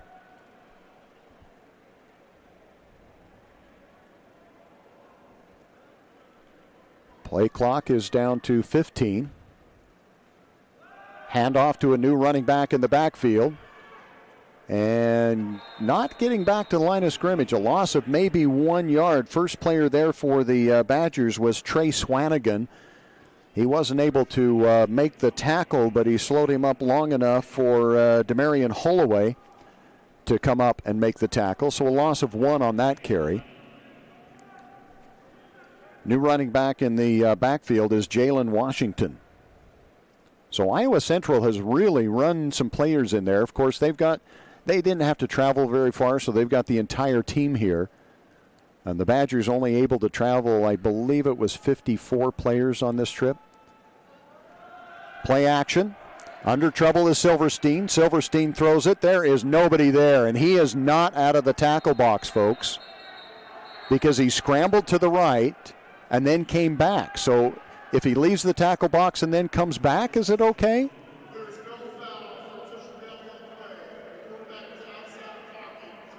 Now, they say he was outside of the pocket. So apparently if you can scramble outside of the pocket and then come back into the pocket, it's still outside of the pocket. And now they throw a flag. Because it didn't get to the line of scrimmage. Wow, that's huge. I think that's what happened. I think Coach Zach Erickson came and talked to the referee and said, hey, the ball never made it to the line of scrimmage, which it did not, because Silverstein had retreated probably 15, 20 yards, and then when he threw it, it did not get to the line of scrimmage. So this is huge.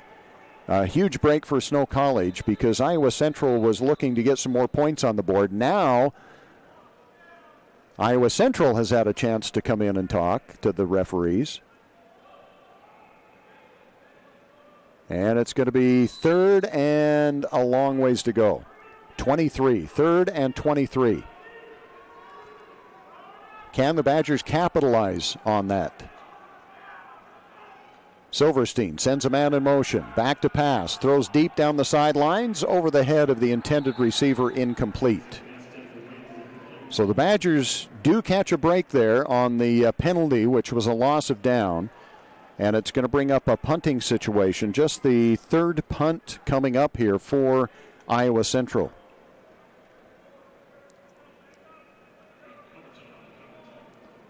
The intended receiver that time was Dalton Sheedle.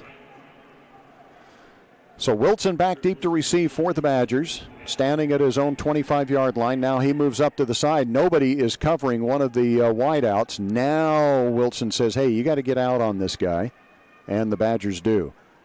The kick is away. Not a great kick off the side of the foot, but it takes a tremendous Iowa Central bounce. Fielded by the Badgers inside the 20, and Wilson gets back to the 20. As Iowa Central kicked away from Wilson that time. And the Badgers will start at their own 20-yard line.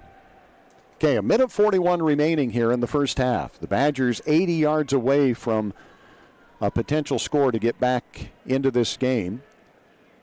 But the way the offense has been going, do you want to throw 3 passes on the possibility of 3 and out and be forced to punt? Looks like it. The Badgers going with an empty backfield here. 3 wideouts to the left, 2 wideouts to the right for the Badgers. It's Io Shatamide King. Carter is in the slot. And Piutau in the slot. Donovan, quick pass out in the flats. It's going to be caught along the sidelines. The ball is fumbled right into the hands of Wilson. Did they say he was out of bounds? Yes, out of bounds before the fumble. So a gain of about 5. Make it 6. 2nd down and 4. Clock stopped at 1:35. Again, trips wide to the left, 2 wide to the right. Empty backfield for Donovan. Donovan back to pass, looks to the left, throws to the left. Got a man out there and hit hard. Carter is drilled after he makes the catch. Looked like there could have been helmet-to-helmet contact. Colbin Miller on the tackle. That's going to be a short gain. Clock continues to run, 1:16. Now almost you look, can the Badgers pick up a moral victory here and get their first down that was not aided by a penalty in the first half?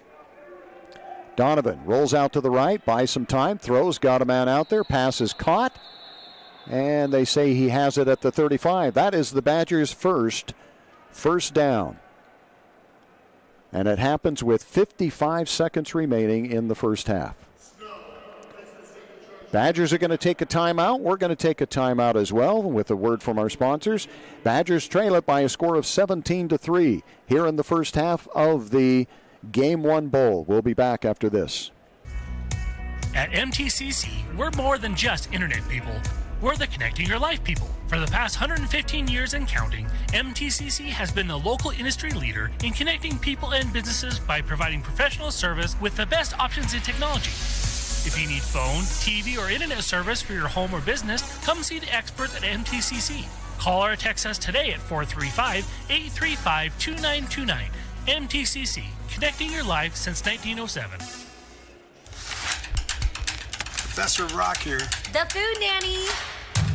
Chandler Scott here. Samry. Hey, everyone. Hello. I just want to tell you about this amazing, Excellent. Cool account called My Style. My Style Checking. I'm talking travel points. Gift card. Concert tickets. All just for using my account. That's my style. So check it out. Give it a shot. Open your My Style Checking account today. You're listening to the Snow College Sports Station. KMTI. Badgers have a 1st and 10 from their own 35-yard line. Under a minute to play. Donovan Smith pass out in the flats to Io Shatamite King, who catches it and actually goes backwards. They're going to give him forward momentum for no gain. That was a very, very long throw by Donovan Smith to result in no yards. So the Badgers back to trips wide to the right. Clock starts up once again with 45 seconds remaining. Now do you just let some time run? The offense has just really struggled, and there's no kind way to put it here in the first half. Coach Erickson saying, why wasn't that called a timeout? Well, it's because the forward momentum was taken away. Io Shatamite King makes the catch this time to the 40. And they mark it at the 41-yard line. And a timeout is going to be taken once again, a Snow College timeout. This is their last timeout of the first half. 20 seconds remaining. We'll take a timeout as well and be back after this. CO Building Systems in Ephraim manufactures a complete line of metal roofing and accessories. And here are just a few reasons why you should buy from CO. First, they offer lower prices. Second, CO offers top quality products which can be custom cut to fit your needs. Third, they offer quick turnaround time on all orders. You can pick up at the plant or they'll ship the materials to you. For a free estimate and more information, contact CO Building Systems in Ephraim. Toll free 800-262-5347 or online at cobuildings.com. The home of the Snow Badgers. KMTI. 20 seconds remaining here in the first half. The Iowa Central Tritons lead the Badgers by a score of 17-3. And the Badgers have the ball at their own 41-yard line with 20 seconds remaining. Trying to pick up a little bit of momentum going to the locker room here. They picked up their first down on their own with 55 seconds remaining in the half. They did pick up a first down on their 4th possession on a running into the kicker call. But we'll run over some halftime stats for you at halftime during the Snow College halftime show. 3rd and 5. Smith under some pressure, scrambles, has time, throws it right at the feet of Io Shatamai King. Incomplete, and the Badgers will be forced to possibly punt it away here on 4th down. They're not bringing out the punt unit here with 14 seconds remaining. So the Badgers going to go for it here on 4th. Checking in is Austin Bell at running back. So with 14 seconds remaining, the Badgers going for it on 4th and 4 from the 41-yard line. If you don't get it here and don't run out the clock, that's going to give some time to Iowa Central to possibly do something. Shotgun formation, Donovan Smith back to pass, got a man out there. Wilson gets the first down. Pushed out of bounds, so the Badgers pick up a first down at the 49-yard line. 10 seconds remaining. So the Badgers do convert on 4th down, which is outstanding.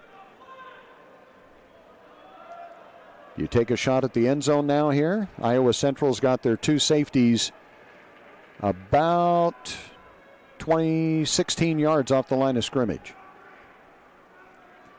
Donovan back to pass. The blitz come. Donovan sets up. Got a man on a crossing route. The pass is going to be caught. And driven down. Who's on the catch there? Is that Solo Piutau? Yes, Solo Piutau with the catch. And the Badgers pick up 3 first downs. And they stop the clock. Are they going to give them any time left? The clock shows 0-0.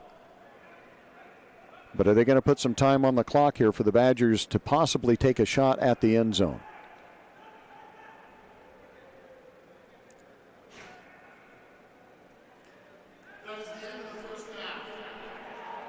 And they don't get any time. Zach Erickson not happy with that as he tries to talk things over here. But the good news is the Badgers did pick up 3 first downs.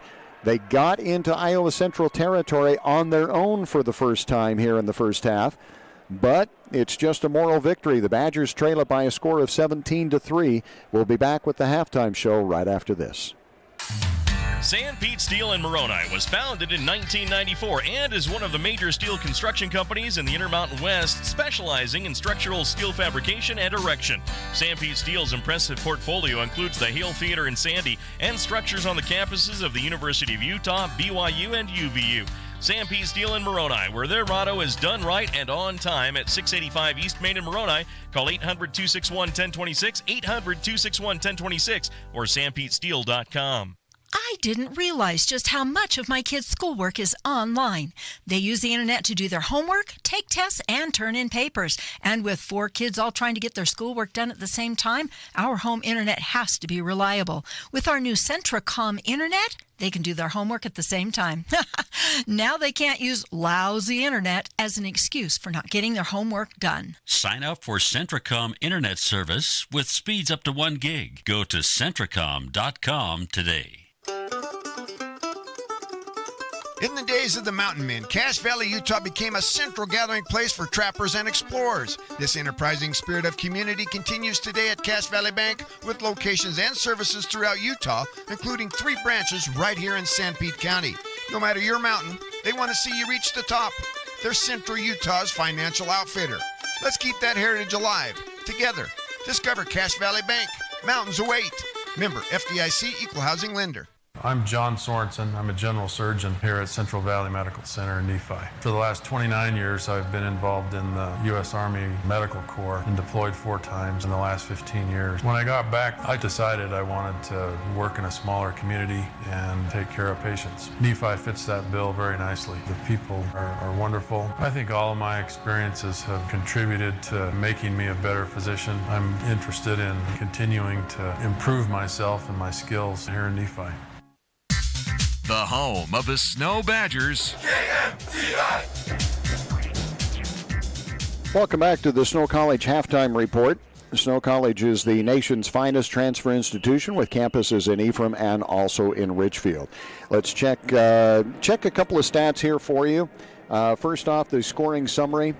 And as we check the scoring summary, the Badgers got on board first with 8:08 remaining in the first quarter, a 40-yard Casey Kiesler field goal to put the Badgers up 3-0. Since then, it has been Iowa Central rattling off 17 straight points. And I forgot to write one of these down here, so I'm going to have to check that. Iowa Central tied things up with a 25-yard field goal with 3:31 remaining in the first quarter. That made it 3-3. Then it was a 3-yard touchdown pass, Silverstein to Williams. The point after was good to make it 10-3. Iowa Central got on the board again with another touchdown, and that was Justin Silverstein to Michael Bartolo for 16 yards to make it 17-3 after the extra point was good. So the Badgers scored first, and it's been Iowa Central with 17 straight points to take this lead 17-3. Quite frankly, I think the Badgers are lucky to be as close as they are here, 17-3, because as we look to the stats, I think you'll see that Iowa Central has been very effective, and the Badgers have not been able to do much so far here in the first half, although their last possession was able to get some momentum as they were able to finally drive into Iowa Central territory. So let's look at the possession chart here for you, and you'll kind of get a feeling for that if you're just joining us. Snow College Badgers 3 and out and forced to punt on their first possession. A good punt, and it put Iowa Central at their own 21-yard line.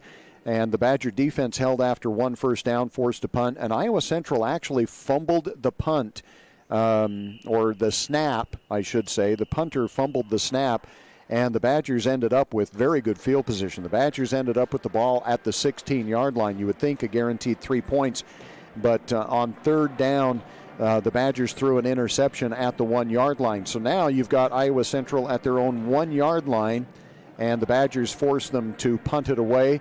And not a very good kick. The Badgers end up with the ball at the 24-yard line of Iowa Central and unable to pick up a first down, and they're forced to the 40-yard field goal. So after having the ball at their own 35-yard line, the Iowa Central 16 and the Iowa Central 24, the Badgers came away with just 3 points, unable to pick up a first down as of yet. Iowa Central then took their next possession, marched the ball 80 yards to answer the 40-yard field goal by Casey Kiesler, and they kick a 25-yard field goal of their own to get on the board. The Badgers then start at their own 26-yard line. They do pick up a first down on the roughing the kicker call, or running into the kicker call, but they're still forced to punt. They have the ball next at their own 20, forced to punt. Their own 9, they punt. Their own 20, which is their 7th possession here of the first half. And this is where they finally picked up their own first down on their own momentum. They pick up 3 first downs on a drive that starts with just a little bit over a minute to go. But the half runs out, and so the Badgers are forced to stay at 3 points. Iowa Central with 17 first half points, and they do get the ball back. We'll have some team statistics for you when the Snow College halftime show continues. Snow College has assembled the best quality, most affordable, and flexible offerings in an online education. For more information, visit snow.edu. I thought there was only one way to do college. I knew I needed training to set me up for a great career, but I didn't have 4 years. Snow helped me discover that college doesn't have to be about sitting in classes, counting down the hours. They showed me a way to get the edge I needed, and fast. The best part was, with their low-cost programs and tuition assistance, I didn't have to go into debt. I was able to earn my certificate and start working right away. Snow College. This is college. In life, we all need a strong support team, in sports and in day-to-day life. We have a trusted, strong support team at Intermountain Stampede Valley Hospital. For up-to-date healthcare tips and guidelines, join our Facebook page and go to our website. From our physicians to our nursing staff, our technicians, and other specialized healthcare professionals, our team is ready to provide the best quality care for our friends, neighbors, and local athletes in Sanpete County. Intermountain Stampede Valley Hospital, keeping quality healthcare close to home. One of the best tickets in town will always be activities at our local schools. Athletic events, concerts, and plays. You can always count on an enjoyable time. Our children are the future. Let's give them all the encouragement we can. Go to a game, hear a concert, see a play. Utah Heritage Credit Union. Together we grow. Federally insured by NCUA. Online at utahheritagecu.org. At MTCC, we're more than just internet people. We're the connecting your life people. For the past 115 years and counting, MTCC has been the local industry leader in connecting people and businesses by providing professional service with the best options in technology. If you need phone, TV, or internet service for your home or business, come see the experts at MTCC. Call or text us today at 435-835-2929. MTCC, connecting your life since 1907. The pride of the Badgers. KMTI!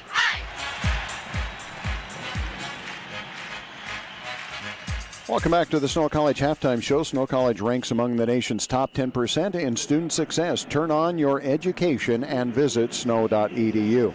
Well, let's take a look at some of the statistics for you. Not much pleasant to look at for the Snow College Badgers, but the positives are in the last minute and a half of the first half, it looked like the Badgers might have started to put things together for their offense. Okay? So we'll run down the first downs. Snow College 4 and Iowa Central 14. The Badgers have rushed the ball 10 times for a total of 4 yards. So a 0.4 yards per carry. Iowa Central, 18 rushing attempts, 19 yards. They're averaging 5 yards per carry. Receptions, the Badgers have caught the ball 10 times for a total of 45 yards. So the receiving average is 4.5. Iowa Western, 12 catches for 112 yards. They're averaging 9.3 yards per catch, and they have a total of 112 yards passing. Donovan, 10 out of 19 with an interception. Silverstein for Iowa Central, 12 out of 23, no interceptions, and he has 2 touchdowns as well. So the Badgers have run 29 plays for a total of 49 yards. They're averaging 1.69 yards per play, whereas Iowa Central has run 41 plays for 202 yards and an average of 4.93 yards per play. The Badgers have not fumbled the ball as of yet. Technically, they said the one fumble, he was out of bounds before he fumbled it.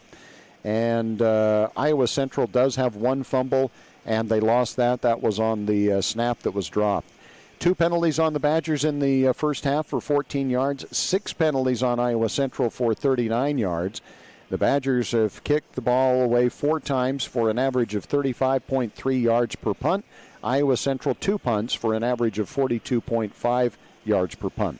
Iowa Central has had the ball for 18 minutes, 23 seconds. The Badgers 11 minutes and 31 seconds. The Badgers are 1 for 9 on third down and 1 for 1 on fourth down. Iowa Central 4 out of 8 on third down and 0 for 1 on fourth down. So obviously stats definitely in favor of Iowa Central at this point. The Badgers have had opportunities, but just unable to move the ball. The offense is not looking very good here, to say the least, in the first half. So the Badgers find themselves down by a score of 17-3. We're at halftime, and we'll continue with more on the Snow College halftime show in just a moment. Snow College is the nation's finest transfer institution with campuses in Ephraim and also in Richfield. Visit snow.edu for more information. Professor Rock here. The Food Nanny. Chandler Scott here. Samry. Hey, everyone. Hello. I just want to tell you about this amazing, Excellent. Cool account called My Style. My Style Checking. I'm talking travel points. Gift card. Concert tickets. All just for using my account. That's my style. So check it out. Give it a shot. Open your My Style Checking account today. CO Building Systems in Ephraim manufactures a complete line of metal roofing and accessories. And here are just a few reasons why you should buy from CO. First, they offer lower prices. Second, CO offers top quality products which can be custom cut to fit your needs. Third, they offer quick turnaround time on all orders. You can pick up at the plant or they'll ship the materials to you. For a free estimate and more information, contact CO Building Systems in Ephraim. Toll free 800-262-5347 or online at cobuildings.com. Sanpete Steel in Moroni was founded in 1994 and is one of the major steel construction companies in the Intermountain West, specializing in structural steel fabrication and erection. Sanpete Steel's impressive portfolio includes the Hale Theater in Sandy and structures on the campuses of the University of Utah, BYU, and UVU. Sanpete Steel in Moroni, where their motto is done right and on time, at 685 East Main in Moroni. Call 800-261-1026, 800-261-1026, or sanpetesteel.com. I didn't realize just how much of my kids' schoolwork is online. They use the internet to do their homework, take tests, and turn in papers. And with 4 kids all trying to get their schoolwork done at the same time, our home internet has to be reliable. With our new Centracom internet, they can do their homework at the same time. Now they can't use lousy internet as an excuse for not getting their homework done. Sign up for Centracom internet service with speeds up to 1 gig. Go to Centracom.com today. You're listening to Snow Badger Sports on KMTS. Welcome back once again to the Snow College Halftime Show. Snow College has assembled the best quality, most affordable, and flexible offerings in an online education. For more information, visit snow.edu. Let's take a look at some individual statistics here for you. The Badgers are led in tackles by Elijah Wilson, who has 5 tackles. Fordham Parks 4, David Sturzer 3, and Tui Pon 3. Iowa Central is led by Colbin Miller with 4, Branson Peters with 4, and Jai Russell with 3. So far in the first half, Donovan Smith has a quarterback rating of 62, whereas Justin Silverstein has a quarterback rating of 117.4. Donovan Smith, as we mentioned, 45 yards passing. Silverstein with 98 yards passing. In receptions, Io Shotamide King with 4 yards on receptions. Amir Magruder 2, Solo Piutau 1, Jared Wilson 1. Not too impressive with those, or that's the number of catches. I apologize. So Io Shotamide King with 4 catches for 15 yards. Solo Piutau, the 1 solo catch for 13 yards. And so the Badgers getting some movement on that last possession. Jalen Lewis from Iowa Central, 54 yards in receiving yards. Mario Sanders, 16. Michael Bartolo, 16. And Lorenz Lacking with 12 yards receiving.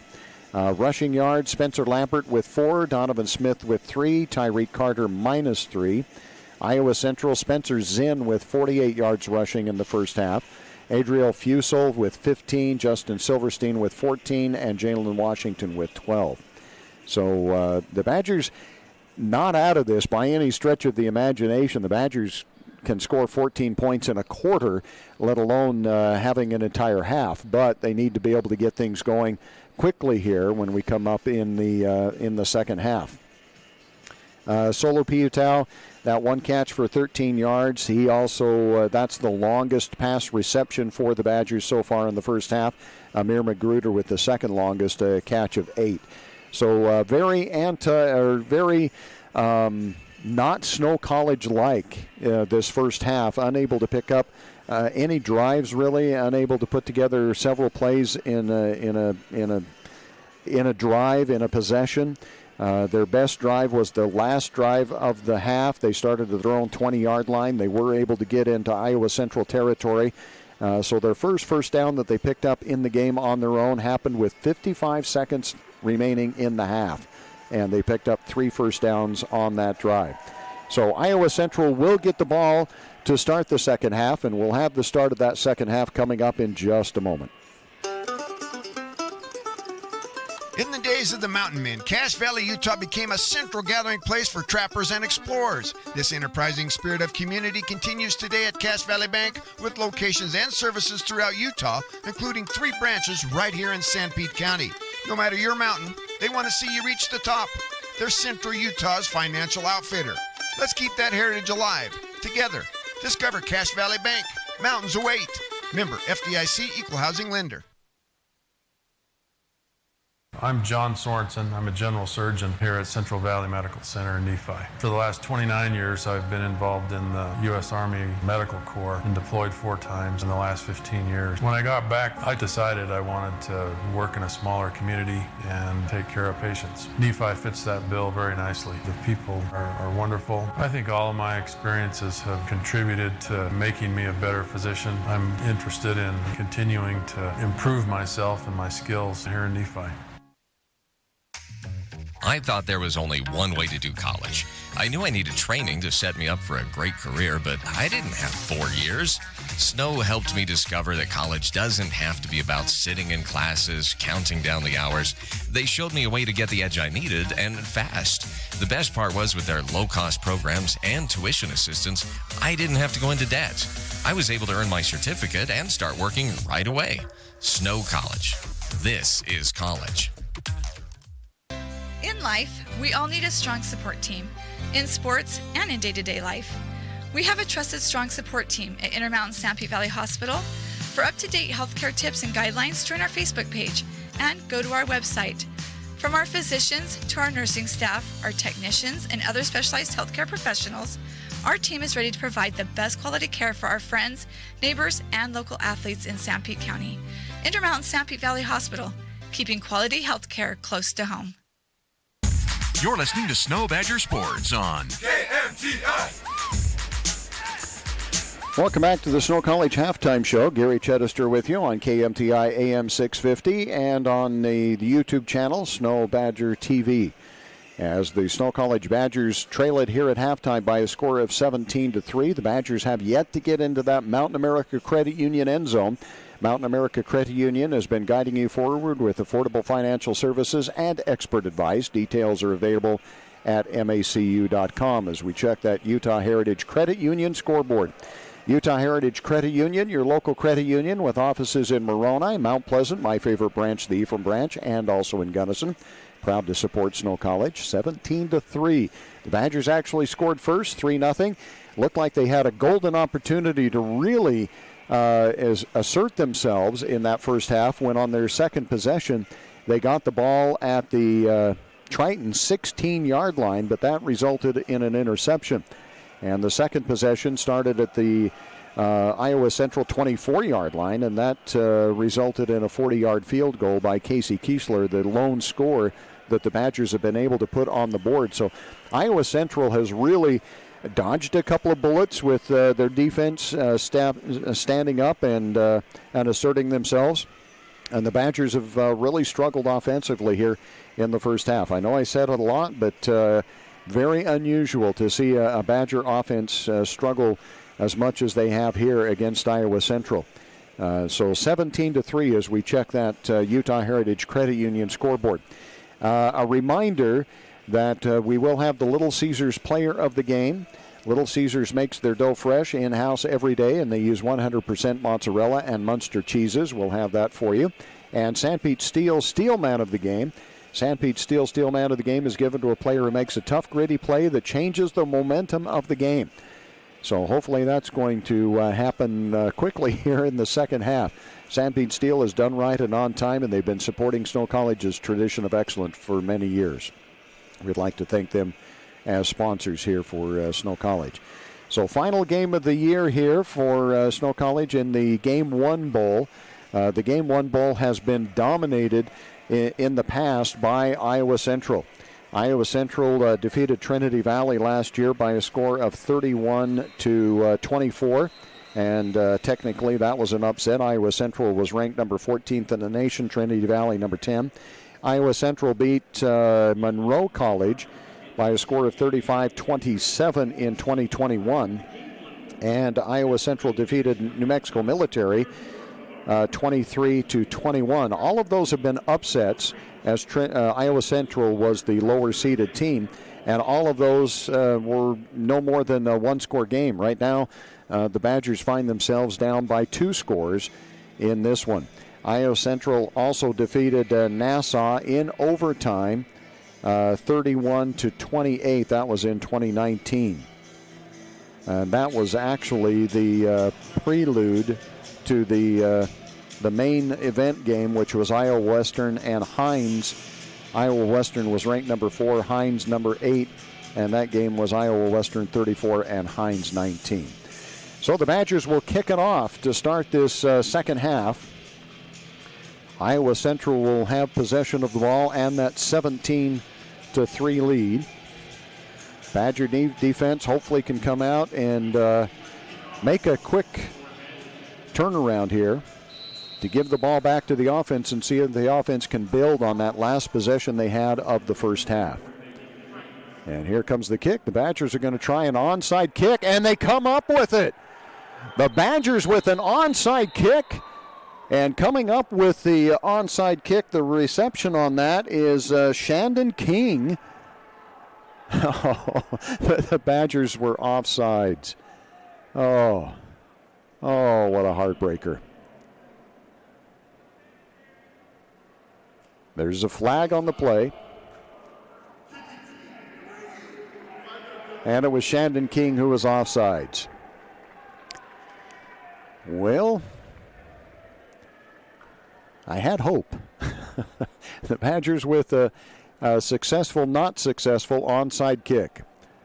So the Badgers will be forced back to the 30-yard line, and they will punt it away or kick it away. So instead of an onside kick that the Badgers get at the 50-yard line, now they will kick it from the 30, and the element of surprise is obviously gone now. And so I'm almost positive the Badgers will kick it deep. Although there is a huge gap between the front line of Iowa Central and their next people, you could do a little pop-up kick. But Kiesler looks like he's going to run right up and kick it very high and taken at the 6-yard line. Iowa Central with the ball, trying to get to the outside, has some room to run. And flags on the play, but finally driven out of bounds is Harold Trainer the 4th. But flags all over the field at about the 31 and 32-yard line. Trainer was out of bounds at the 38. Usually you've got illegal blocks here. So holding is the call against Iowa Central. So it looks like the Tritons will take it over 1st and 10 at their own 22. Well, handed to the Badgers for trying something here to start that second half with the onside kick. But like almost everything else that they've tried here has not been successful. 1st and 10 for the Tritons at their own 22-yard line. Silverstein at quarterback. Handoff straight ahead. And again, a big opening and a gain of 5 yards for Spencer Zinn. Zinn out to the 27-yard line.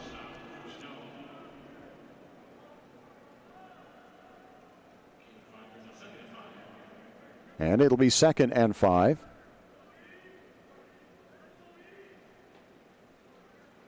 Handoff once again. Nope, play action. Silverstein makes the pass catch, but we're going to have holding, I'm pretty sure, as Harold Trainer the 4th just had his hands all over Tiloi Nawahine. But that's going to be marked off from the point of the infraction, so it's not going to lose a lot.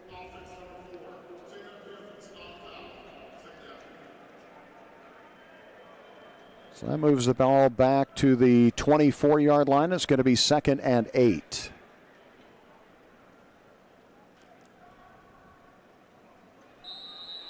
So 2nd and 8 for the Tritons. Silverstein, for the first time, has 2 running backs in the backfield with him. I won't be surprised if somebody motions out, and there they go. Handoff is going to be straight ahead, however, and breaking a tackle and close to the first down on the carry is going to be Jalen Washington. Nope, correction, it's, Jalen Washington. Just short of the first down, it's going to be 3rd and 1. Silverstein again, 2 men in the backfield. This time he keeps them both in there. Play action, pass over the middle is going to be incomplete, but that's going to be pass interference.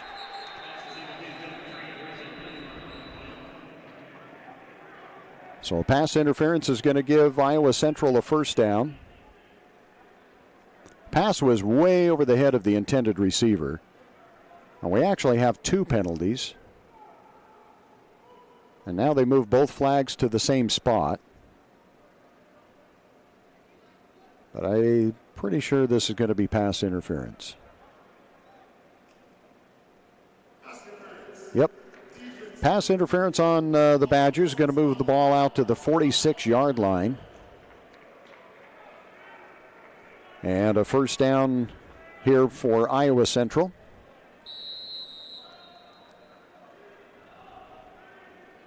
Trip split wide to the left for the Tritons. A single wide out to the right and a single man in the backfield, which is Spencer Zinn. Now man in motion. Pass, quick pass out in the flats. Caught and diving forward.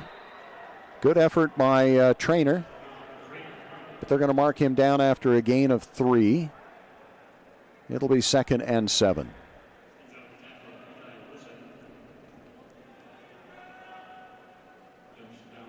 Jacob Butters is checked in for the Badgers on that defensive line. No, excuse me, it is Longy again. Quick pass again. Here's a wide receiver screen, following the blockers and picking up the first down and getting into Badger territory. On the catch is Hall, Jaquez Hall, and he comes off. So on the first possession, Iowa Central has gotten into Badger territory. Trip split wide to the left. Single wide out to the right for Silverstein. Silverstein with Zinn in the backfield behind him. Man in motion out of the slot left. Handoff goes to Zinn. Zinn trying to get to the outside. Coming up and making a great tackle for the Badgers is Demarion Holloway. And that's going to be a loss of 2 back to the 49-yard line of the Tritons.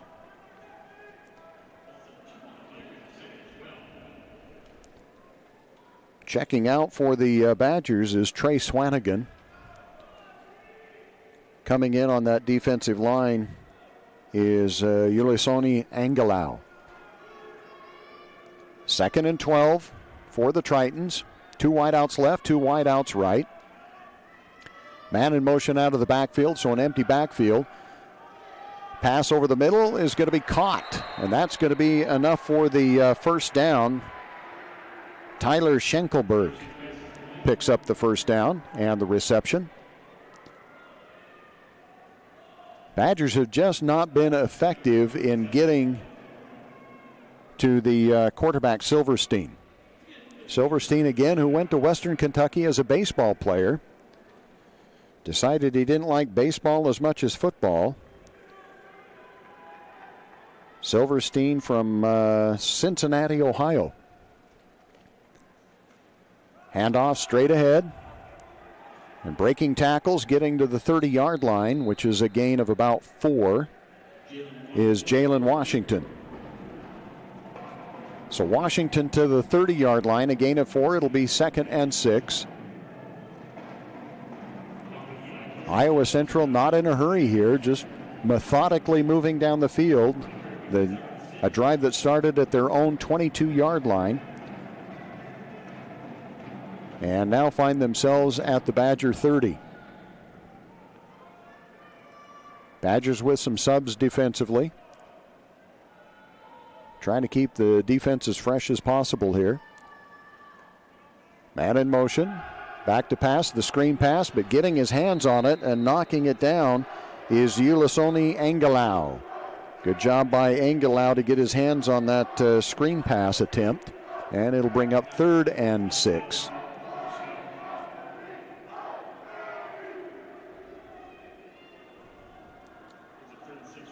Again, Silverstein at quarterback has done an excellent job. He's 15 out of 27 for 122 yards. 2 touchdowns, no interceptions. And only a pass or 2 has been deep. Most of them have been in the yardage, the line of scrimmage to about 5-10 yards down the field like that. But breaking tackles after the catch. Badgers just not wrapping up. There to make the play on the initial catch was Elijah Wilson, but Wilson just couldn't wrap up and couldn't bring him down. And Jaquez Hall is able to get inside the 10-yard line for the first down and set up an excellent scoring situation here for Iowa Central. Silverstein with Spencer Zinn in the backfield with him. 2 wideouts to the right, 2 wideouts to the left. Badgers show blitz, man in motion, and Silverstein walks into the end zone. That was way too easy.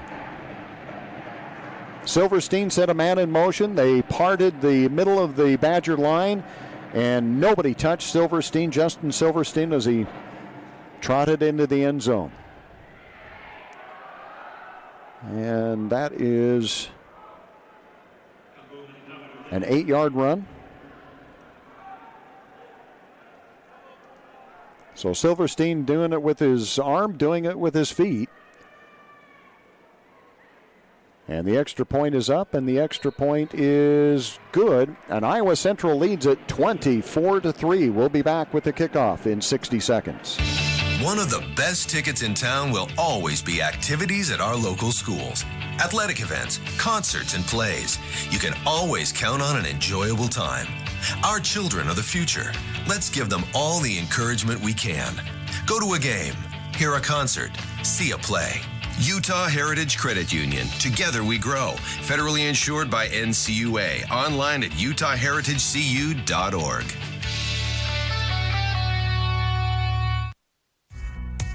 At MTCC, we're more than just internet people. We're the connecting your life people. For the past 115 years and counting, MTCC has been the local industry leader in connecting people and businesses by providing professional service with the best options in technology. If you need phone, TV, or internet service for your home or business, come see the experts at MTCC.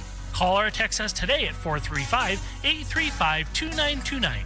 MTCC, connecting your life since 1907. The home of Snow Badger sports. KMTI!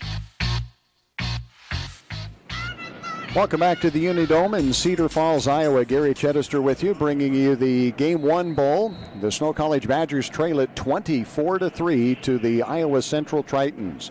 First possession of the second half by the Tritons. They go 78 yards, get it in the end zone for the touchdown. The kickoff is taken at the 3-yard line by the Badgers. Out to the 20, 25, breaking a tackle and out to the 30 before being taken down at the 31-yard line.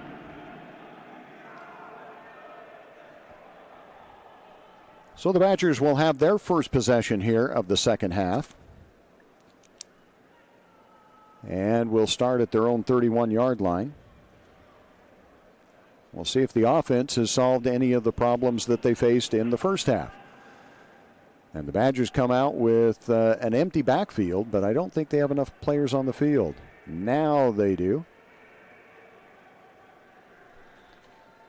Coming in late is Russell Wilkerson.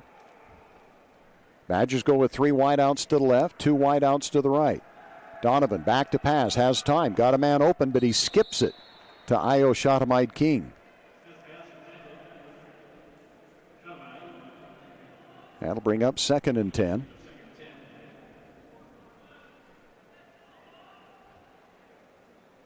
Badgers still not going to go with a running back here. They're going to go empty backfield. Again, Tripp split wide to the left. And Twins wide to the right. Donovan looks to the sidelines. Play clock is down to 15. Iowa Central looks to their sideline for the defensive call. Donovan with 5 seconds on the play clock. And he's going to run a quarterback draw. Straight up the field and picks up about 7.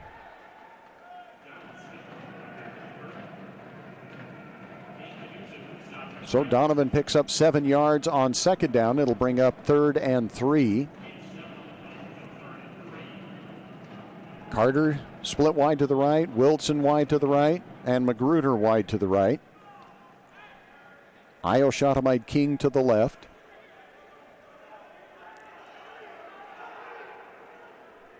"15 seconds on the play clock. Badgers shouting in the play from the sidelines, and Donovan resets here. A lot of adjustments being made by both teams on this big 3rd down for Snow College. Donovan looks to the left, throws to the left, got a man out there. It's caught by Wilkerson, and Wilkerson is going to pick up a 1st down, and he steps out of bounds right at midfield.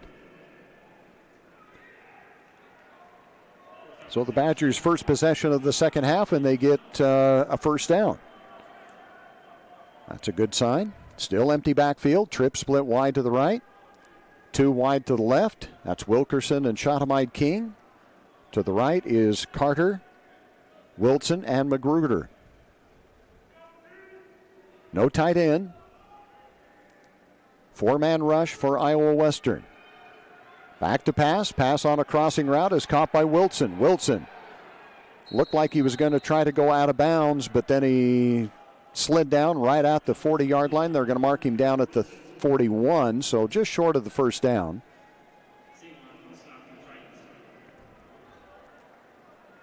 And it'll be 2nd and short. Again, same formation. The Badgers going with an empty backfield here. Trips to the right, Twins to the left. Iowa Central showing a 4-man rush. Donovan to pass. Got Shatamide King, who has the 1st down, and then he's double-teamed and pushed out of bounds, but that'll be enough for the 1st down. Shatamide King has done a pretty good job in the past of when he makes a catch trying to pick up some extra yards, but sometimes he just freezes and gets what he gets, but at least that time it was enough for the 1st down. Again, same formation. Trips to the right, Twins to the left. Empty backfield for Donovan Smith. Donovan back to pass, has time, steps up in the pocket, throws it way over the head of Io. And it'll bring up 2nd and 10.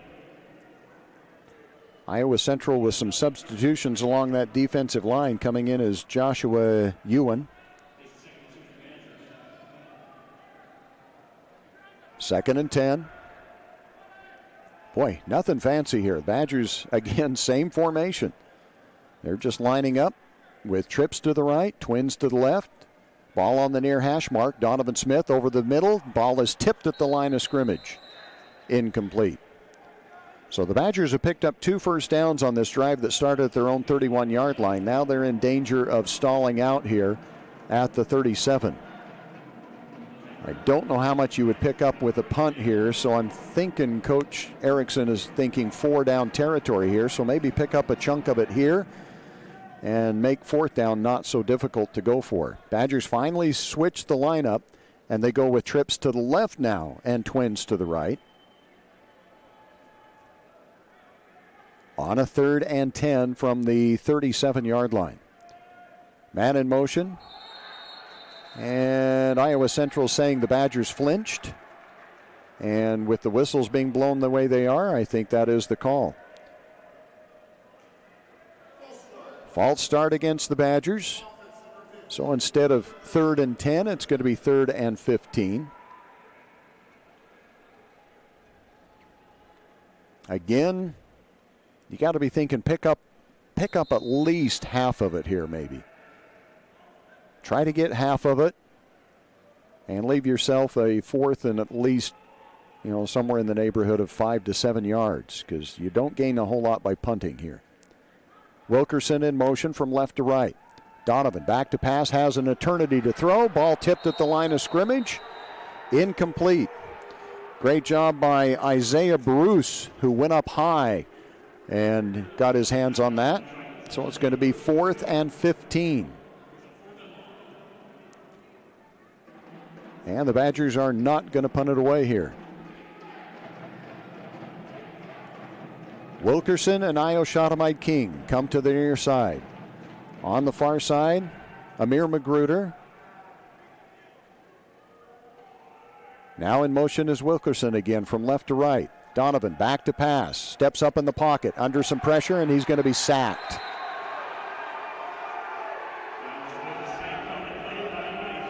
So the Badgers turn it over on downs. And Iowa Central will have good field position here, starting at their own 46-yard line.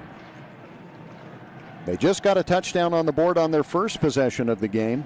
A touchdown here would really make things bleak for the Badgers.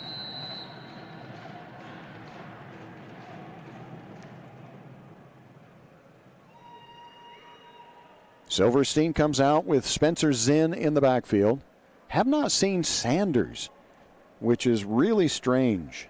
Sanders was the ICC AC offensive player of the year, and I haven't seen him at all here in the second half. In fact, haven't seen him since early in the first half. Handoff to Zinn. Zinn gets maybe a yard before he's taken down by the Badgers. Cuthbertson in on the tackle there, as well as Ta'avili Tuitama. Substitution on that defensive line. Jacob Butters has checked in on a 2nd and 9. So it's Tuitama and Butters right in the middle of that defensive line for Snow. Swanigan in an upright position on that right D end. Handoff, nope. Option, and Silverstein just slides down. He had nowhere to go. Did not want to run out of bounds and stop the clock, so he slides down, no gain. It's going to be 3rd and 10. Actually, maybe loses a yard on that. So the defense forces a 3rd and 10, 3rd and long here. Hopefully can force a punt and get the ball back. The offense picked up 2 first downs on that last drive, which is half of the total they had in the first half. Empty backfield for Silverstein.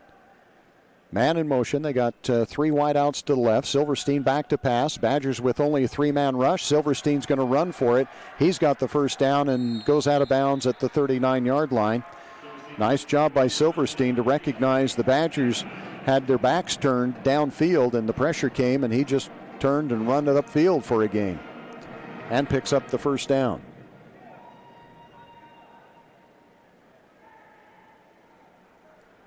So first time in Badger territory here. Did I say first time or first down? First down in Badger territory at the 39-yard line. Handoff to Zinn. Zinn carries the defender for a gain of about 2 or 3. Make it a gain of 2. It'll be 2nd and 8. Make it a gain of 3, 2nd and 7. Silverstein and Zinn in the backfield. 3 wideouts to the left, a single wideout to the right for the Tritons. Clock down to 4:20 remaining here in the third quarter. All the possessions we had in the first half, so far in the second half, in one quarter, Iowa Central has two possessions. Flags on the play. As Zinn gets to the 35-yard line, but I think this is going to be a hold. It's in that vicinity.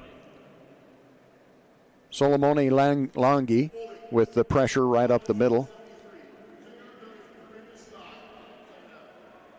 So that is going to be a holding call, which is going to be pushed back to the 46-yard line. It's going to be 2nd and 17.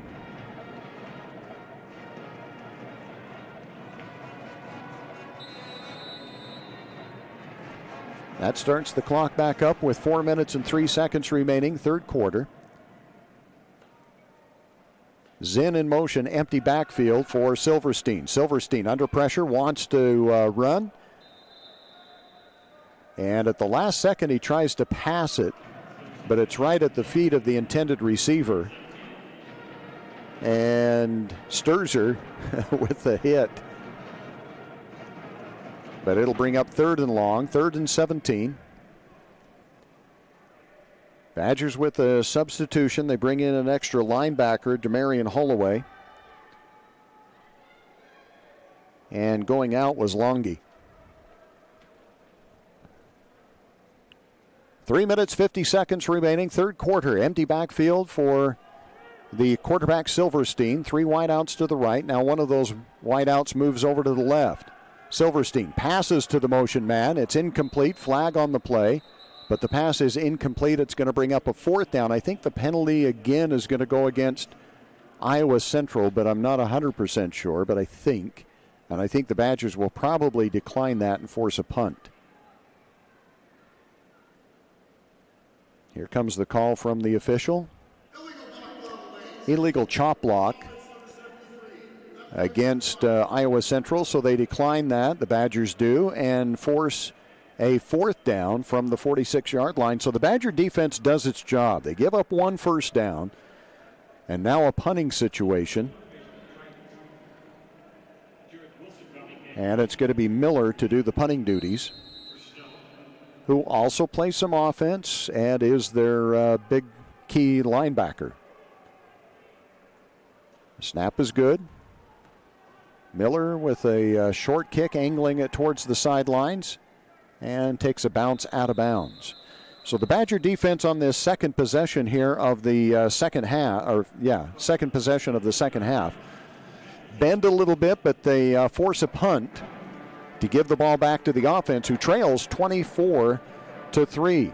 As we check that Central Valley Utah Heritage Credit Union scoreboard. Utah Heritage Credit Union for auto, ATV, mortgage, and new home construction loans. Give them a call.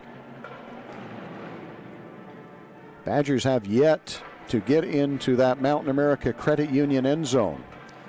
Badgers have picked up a couple of first downs here in the second half, sponsored by Douglas Dentistry. Douglas Dentistry with in-house financing. Show off that smile. 283-3800. Again, empty backfield. Badgers with 3 wideouts to the right. Actually, they've got a tight end now on that right. Wilson in motion, and they hand it to Wilson. Wilson on a little bit of a jet sweep, tries to get to the outside, and Wilson is going to be very close to the first down. So a little difference in the play call there for the Badgers, and they pick up 9. It'll be 2nd and 1.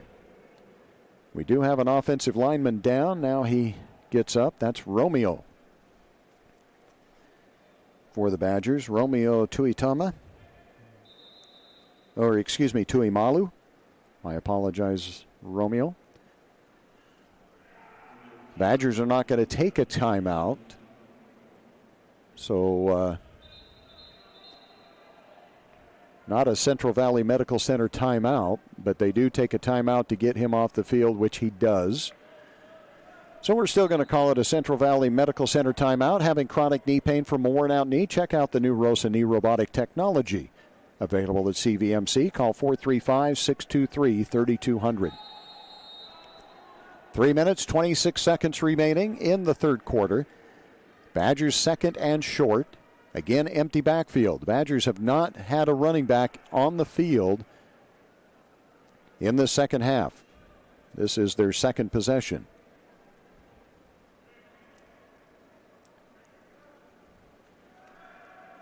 Pass over the middle is going to be picked off, but flags on the play. I think this is going to come back. I know the Iowa Central fans are excited, but I really do think this is going to come back on a pass interference or a hold. Depends on what they call here. The defense celebrating, but again, I think it's going to come back. And that should give the Badgers a first down.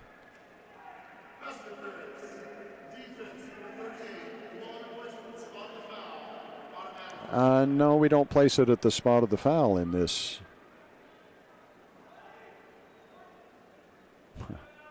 Very strange. It should be a 15-yard penalty. Unless they're saying it was less than 15 yards down the field. Maybe, I guess. All right. So the Badgers have it 1st and 10 at the 35-yard line. Now the Badgers come in with a running back in the backfield. This is the first time. Back to passes Donovan. Has time. Throws deep. Io Shotomite King held up. I don't know what happened there. I don't have the opportunity for an instant replay. Again, thanks to Iowa Central video crew and for them providing us with a camera to be able to provide a stream. Incomplete pass is going to bring up 2nd and 10 for the Badgers, again at the 35-yard line.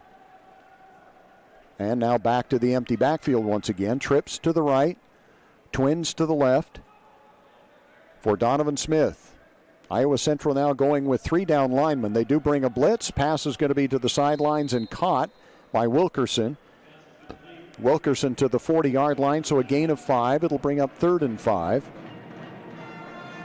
Donovan Smith has an arm. I mean, he really can throw that long out pattern from one hash mark to the sideline and have some zip on it. Big 3rd down here for the Badgers. Badgers' second possession of the first half. Or the second half, excuse me, 3rd quarter. And we're already down to 2 minutes and 20 seconds remaining in that 3rd quarter. Wilkerson in motion. They run the option. Donovan keeps it. And he's going to be just short of the first down. Looks like maybe a yard or 2, yard and a half. Depends on which official they use to mark it. They use the near official, so it's going to be 4th and 1 for Snow. And the Badgers bring in A.J. Tillman and Spencer Lambert. So the Badgers go with 2 running backs. So they go from no running backs to 2 running backs in the backfield. Timeout is going to be taken by the Tritons, and I just noticed that I did not reset the timeout, so I apologize, but there they are now, and a timeout taken by the Tritons. Minute 47 remaining here in the 3rd quarter. So with this timeout, this is a Central Valley Medical Center timeout from orthopedics to pediatrics. You can trust CVMC. We'll be back with the 4th down attempt for the Badgers right after this. Professor Rock here. The Food Nanny. Chandler Scott here. Sam Reed. Hey, everyone. Hello. I just want to tell you about this amazing, Excellent. Cool account called My Style. My Style Checking. I'm talking travel points. Gift card. Concert tickets. All just for using my account. That's my style. So check it out. Give it a shot. Open your My Style Checking account today. This is Snow College Sports Action on KMTI. Well, one of the biggest plays for Snow College in their season right here. They have it 4th down and 1 to go. Donovan Smith and the offensive line moved.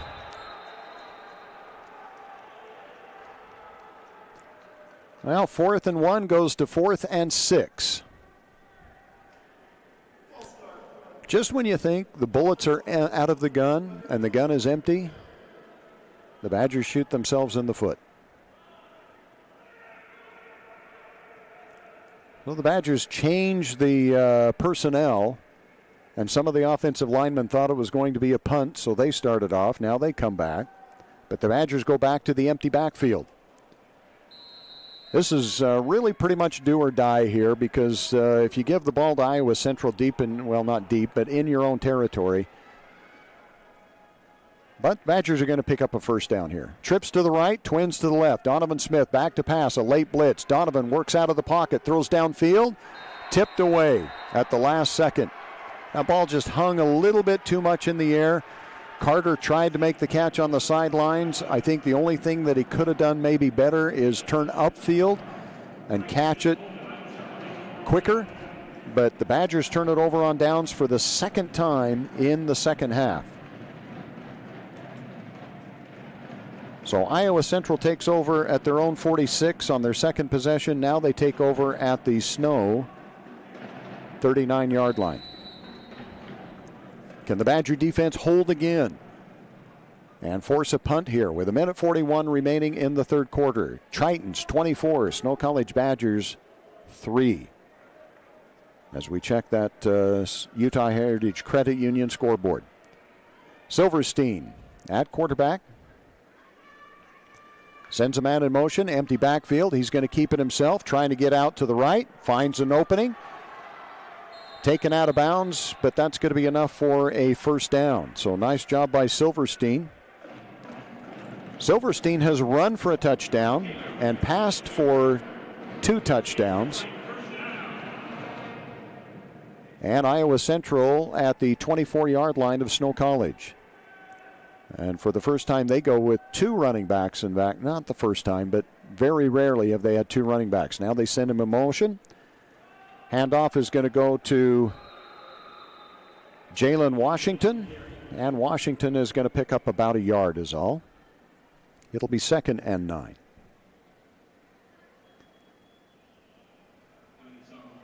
Clock continues to run. Tritons with the 21-point lead on the Badgers, 24-3. So, Drayson, when was the last time the Badgers were held without a touchdown in a game? Drayson Ball, the sports information director at Snow College. I would guess it's been a while. Now they say it's a fumble. They have not marked it down, and the Badgers have taken the ball inside the 10-yard line. And are they going to say it's a fumble? I thought it was an incomplete pass, but it was not blown dead. And DeQueen Petty comes up with the ball and returns it inside the 10-yard line. That, my friends, might be the Steelman play of the game.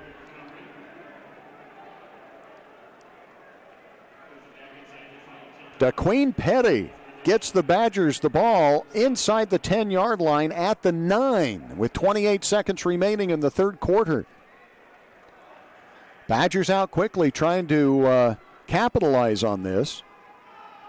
And they've got Spencer Lambert in the backfield with Donovan Smith. Donovan. Fake reverse. Pass into the end zone is going to be picked off again. Holy smokes, the Badgers just cannot get anything to go. The pass is intercepted by Stephen Sewan and returned all the way out into Badger territory. Just when it looks like the Badgers might be able to make something happen. The Badgers throw an interception. Donovan Smith had somebody open in the end zone, and he just floated it. And it was picked off.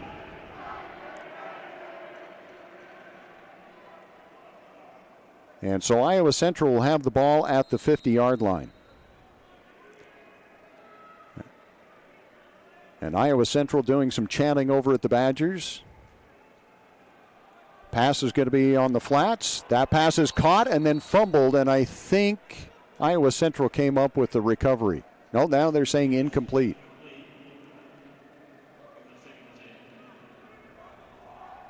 Good defensive hit out there on the receiver to break that up. It's going to be 2nd and 10.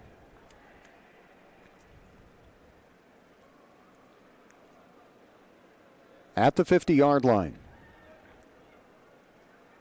Silverstein sends a man in motion from right to left. Back to pass, looks to the left, keeps backing up. Under some pressure now. Now looks downfield, floats it up, and it's going to be out of bounds, incomplete.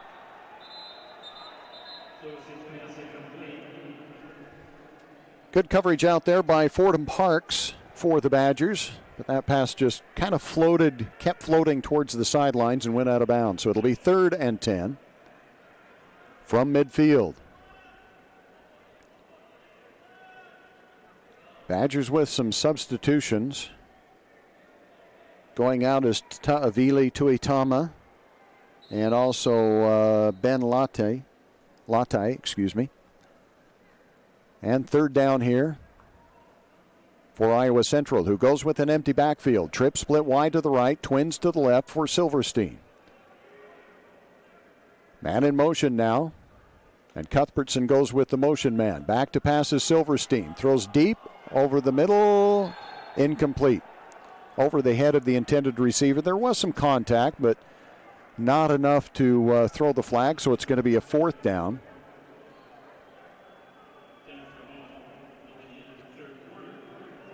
And that is the end of the third quarter of play. We'll take this opportunity for a timeout. We'll be back with 4th and 10 for Iowa Central in the first play of the fourth quarter right after this. CO Building Systems in Ephraim manufactures a complete line of metal roofing and accessories. And here are just a few reasons why you should buy from CO. First, they offer lower prices. Second, CO offers top quality products which can be custom cut to fit your needs. Third, they offer quick turnaround time on all orders. You can pick up at the plant or they'll ship the materials to you. For a free estimate and more information, contact CO Building Systems in Ephraim. Toll free 800-262-5347 or online at cobuildings.com.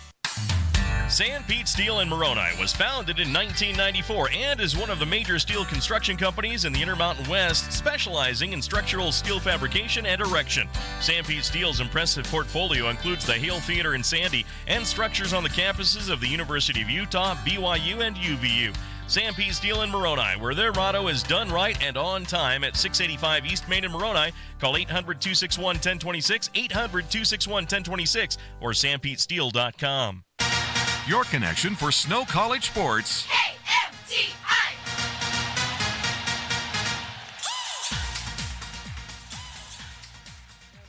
Welcome back once again. Sanpete Steel Man of the Game will be coming up on the post-game show. Sanpete Steel is done right and on time, supporting Snow College tradition of excellence. Also, we'll have the Little Caesars Player of the Game. For fresh pizza fast, make a pit stop at Little Caesars in Nephi, Ephraim, and also in Gunnison. So it looks like Iowa Central will punt it away. Jared Wilson back deep to receive for the Badgers, standing at his own 15-yard line, right in the middle of the field. And it'll be Miller to punt it away for Iowa Central. They now send a man in motion, so will they fake it? Yes, they do. And that is going to be way over the head, incomplete. But a flag has been thrown. Another flag on the field. And is that going to be on the Badgers? Is it going to be on Iowa Central? Was it offsides?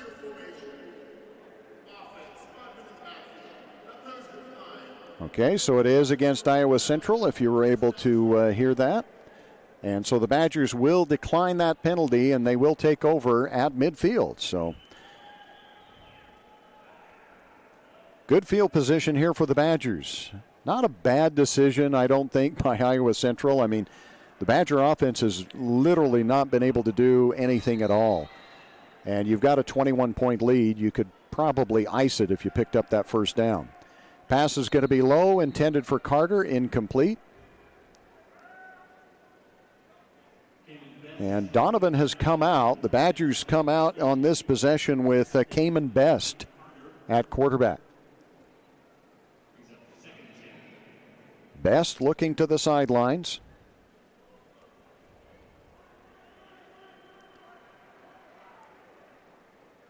Spencer Lambert in the backfield. Back to pass is Best. Best throws again quickly out to the side, and it's at the feet of Carter. And the Badgers literally having trouble just passing the ball. They've been off the mark dramatically. Of course, Kamen just came in off the bench, so we'll cut him some slack. And the Badgers facing 3rd and 10 from midfield. 2 wideouts to the left, 2 wideouts to the right. Low snap. Best picks it up, throws over the middle, and it's incomplete. Intended for Carter. So it's going to be 4th down. So the Badgers go for it here again. So the Badgers' possessions in the second half. At their own 31, they turn it over on downs. At their own 15, they turn it over on downs. They have it at the Iowa Central 8-yard line and throw an interception. Now they're starting at the 50-yard line and already facing 4th and 10. Badgers with 2 wideouts, split wide to the right. Man in motion is Wilson. Back to pass is Kamen. Kamen throws the deep crossing route, and that's going to be picked off.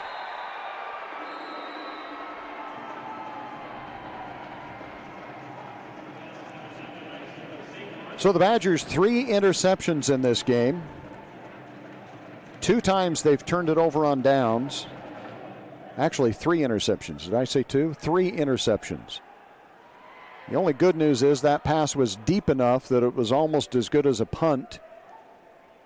And Iowa Central will take over 1st and 10 at their own 29-yard line.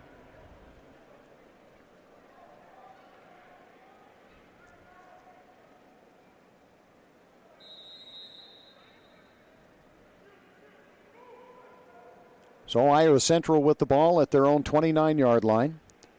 Handoff on a run to the left, and that's going to be Spencer Zinn with a gain of 2. Silverstein still in there at quarterback. Zinn in the backfield. 2 wideouts to the right, 1 wideout to the left.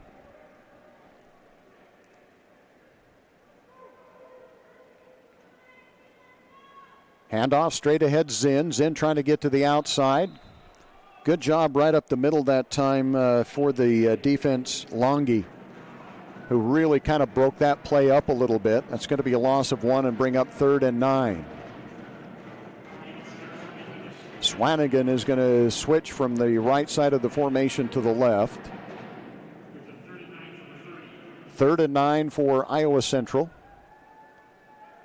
Looking to go 9-0 in bowl games. Well, actually 6-0 under the direction of their head coach. Silverstein. Pass is going to be picked off, but a flag on the play. Oh, my goodness. And is that going to be a pass interference? I'm afraid it is, folks.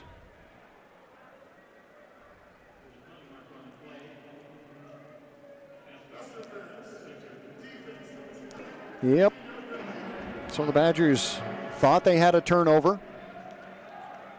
And they're going to call a pass interference and take it away. And give Iowa Central a 1st down all the way out to the 45-yard line.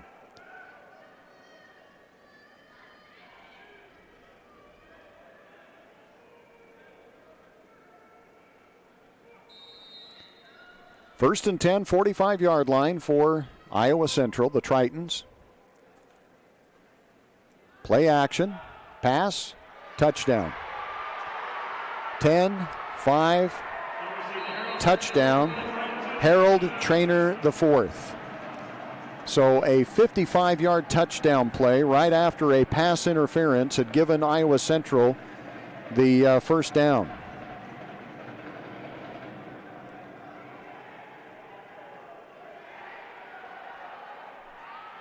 So at 13:18 remaining, here in the 4th quarter, Iowa Central is dominating the Snow College Badgers. I wish I could make it sound more kind. Extra point coming up. So getting into the Mountain America Credit Union end zone is Harold Traina the 4th. Badgers go off sides, but the kick is up, and the kick is good. I'm sure they will decline that. And that makes it 31-3. We'll be back with the kickoff after this. I didn't realize just how much of my kids' schoolwork is online. They use the internet to do their homework, take tests, and turn in papers. And with 4 kids all trying to get their schoolwork done at the same time, our home internet has to be reliable. With our new Centracom internet, they can do their homework at the same time. Now they can't use lousy internet as an excuse for not getting their homework done. Sign up for Centracom internet service with speeds up to 1 gig. Go to Centracom.com today. In the days of the mountain men, Cache Valley, Utah became a central gathering place for trappers and explorers. This enterprising spirit of community continues today at Cache Valley Bank with locations and services throughout Utah, including 3 branches right here in Sanpete County. No matter your mountain, they want to see you reach the top. They're Central Utah's financial outfitter. Let's keep that heritage alive. Together, discover Cache Valley Bank. Mountains await. Member FDIC Equal Housing Lender.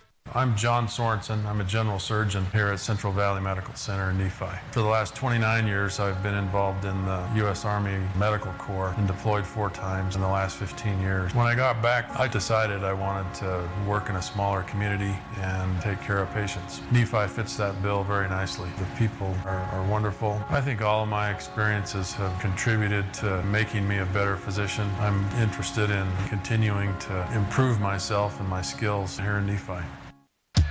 Live sports coverage of the Snow Badgers on KMTI. And the Iowa Central kickoff after the touchdown sails through the end zone, and the Badgers will take over at their own 25-yard line. So the Badger defense, for the most part, has played fairly respectable, honestly. I think I can say that. They've forced turnovers. They've held for the most part, but the offense has just not been able to do anything and put anything together. Back-to-back interceptions have turned it over. They've had 4th and turned it over on downs. And now the Badgers try to do something again, and A.J. Tillman is just blown up in the backfield. That's going to be a loss of 5. Now, having said that, the Badgers did lose one of their best offensive linemen earlier this week. Broke a bone in his foot. And they are very thin on the offensive line. But the Badgers have really, really struggled moving the ball at all. We'll give you some of those stats here in a little bit. Cayman Best back to pass, has time, throws the out to Pea'ua, and Pea'ua no gain. So even on passes, the Badgers have really had a hard time getting anything downfield.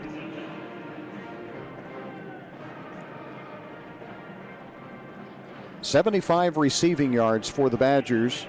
Rushing yards, 15 for the entire game.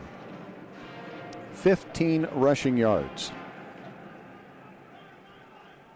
So maybe a combination of the defense of Iowa Central and the struggles of the offense. Pass is going to be into double coverage. That pass is going to be intercepted at the 45-yard line. Cayman Best tries to come up and make a play. And that's going to be out of bounds deep into Badger territory. So three plays in a row, 3 possessions in a row. The Badgers have thrown interceptions. So the second half, turnover on downs, interception, interception, interception. And so Iowa Central will take over 1st and 10 at the Snow 16-yard line.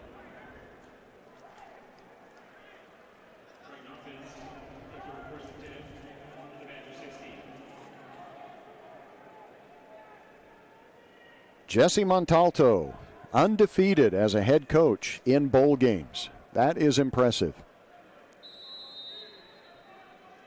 And I think we might have a substitution at quarterback. We do. And it's going to be a quarterback draw. The ball is loose on the ground. Did the Badgers come up with it? Who came up with it? Well, coming off the bottom of the pile is Ben Latte. Ben Latte with the fumble recovery.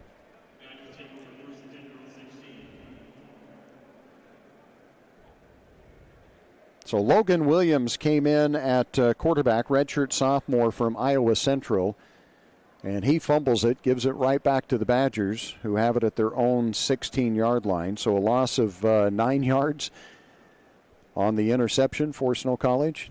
Threw the interception, then come right back with a fumble recovery. And the Badgers, have they gone back to Donovan? Yep, Donovan Smith back in at quarterback. Donovan back to pass. His pass is too wide. Intended out there for A.J. Tillman. Again, pressure on Donovan Smith to force the incomplete.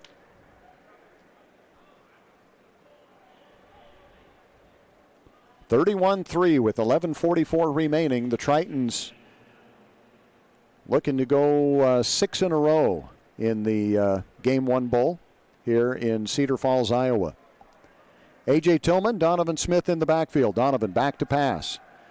Pocket collapses. He throws an interception. And this is going to be a pick 6. Jawarin Corbin with the interception and the return for 6.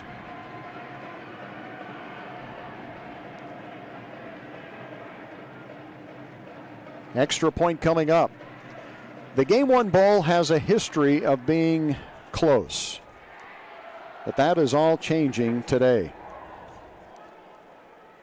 In 2022, it was a 31-24 win for Iowa Central. In 2021, it was a 35-27 win for Iowa Central. In the spring of 2021, it was Iowa Central with a 23-21 win. As the extra point is up and the extra point is no good. So the touchdown by Iowa Central, but the point after is no good. We'll take this opportunity for a timeout. We'll be back right after this.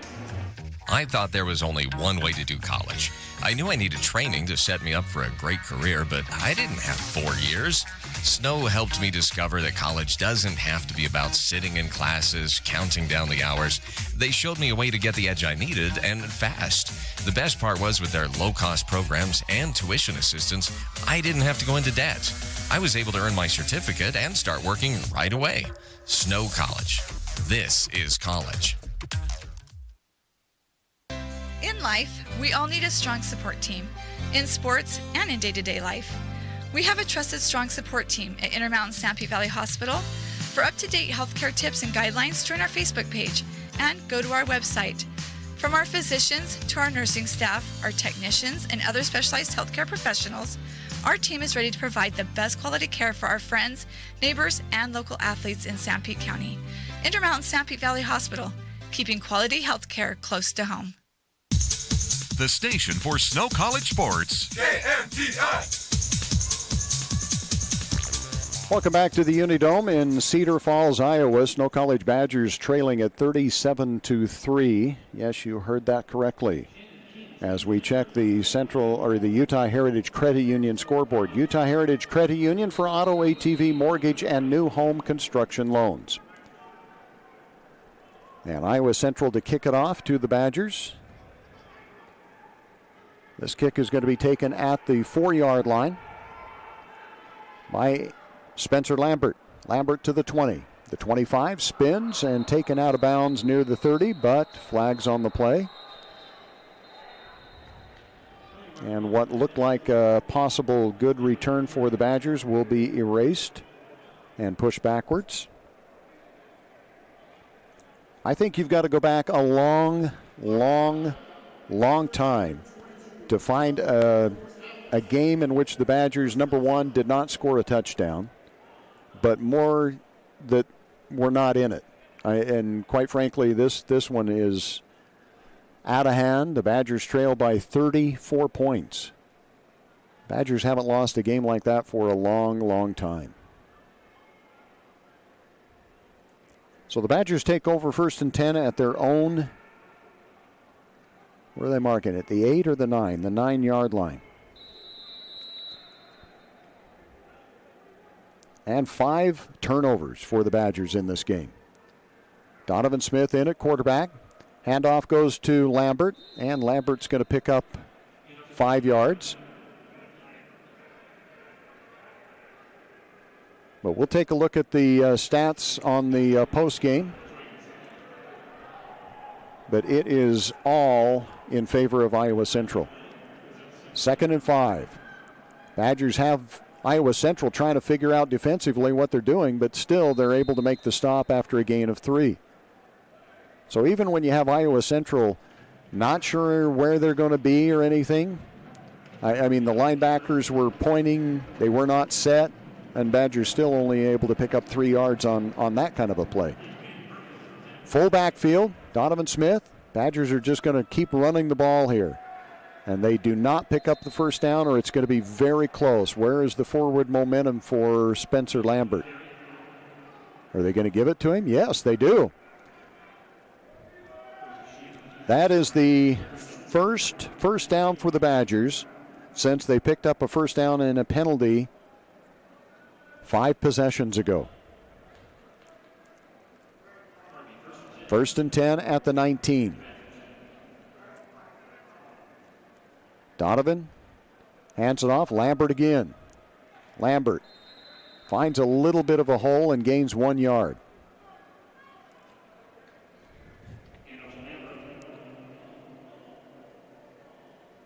Derek Burton in there on the offensive line for the Badgers as Carter checks in, and the Badgers go away from the 2 men in the backfield and go back more to a passing formation. 2 wideouts left, 2 wideouts right. Donovan hands it off once again to Lambert. Lambert, a little bit of a hole, finds an opening and turns it upfield. That is the best run of the day for the Badgers. And it's going to bring up a 3rd and 2.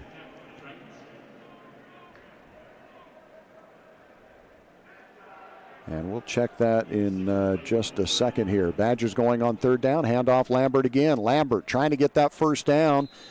And I think his second effort might have got it, but not by much.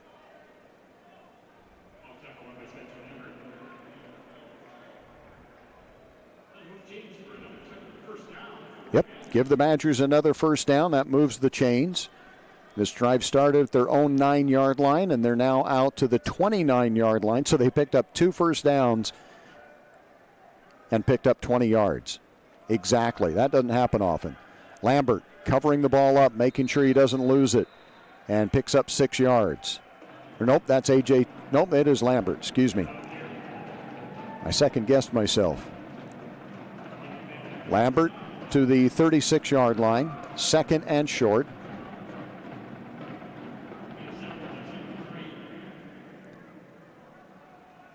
Handoff again. Lambert, this time he's hit in the backfield and driven backwards, a loss of 2.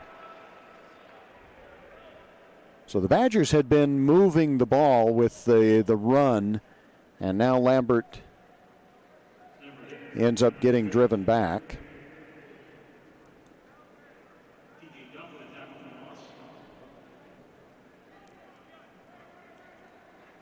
Lambert, his long carry is 7 yards. 3rd and 5 now for the Badgers. Big 3rd down to try to keep something going. Pass is going to go to Tillman in the backfield.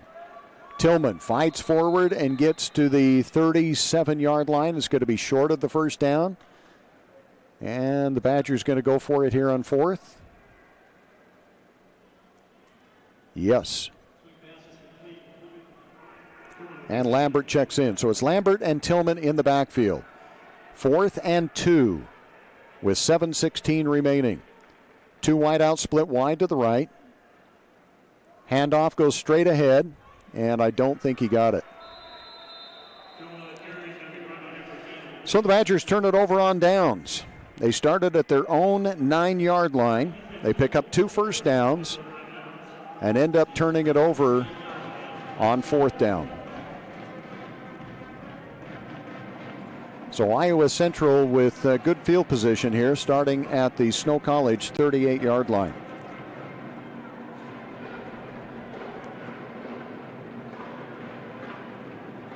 Lambert has carried the ball 15 times for 31 yards.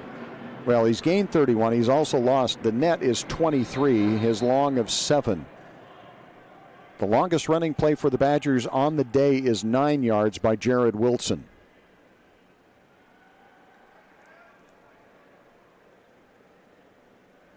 Longest pass play of the day for the Badgers, 13 yards to Solomoni Piutau. Handoff to Iowa Central, and this could go for a touchdown. Nope. Good hustle by the Badgers to chase him down. That's Brian Cuthbertson. But that's going to be a carry all the way down to the 10-yard line. Make it the 11. And let me check who was on the carry that time. On the carry was Gabriel Hillard. First and 10. New quarterback in there, going to throw into the end zone. It's going to be tipped away. Good defensive effort that time by Sturzer to knock the pass away. In at quarterback is Dallas Saucer. Is it Saucer? I can't tell on that number. I might have to get my binoculars out. I shouldn't have to, but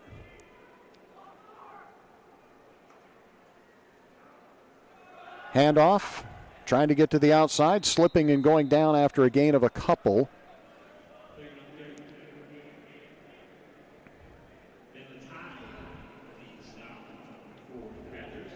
I think it is Dallas Saucer. He's listed. Oh, he is listed as a quarterback. I kept seeing that as DB. Oh, it is DB. No, it's Bryce Aspengren. There we go. I finally got it. Bryce Aspengren at quarterback this time. 3rd and 8 for Iowa Central. And somebody moved for Iowa Central. That's going to push it back 5 yards.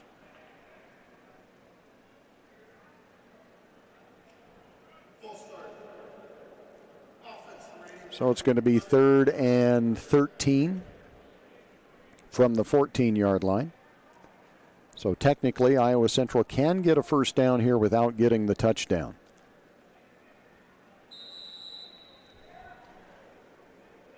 So Bryce Aspengren running the offense for Iowa Central.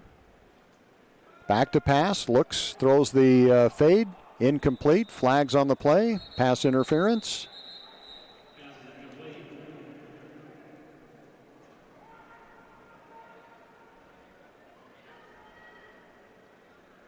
Flag is placed on the 5-yard line.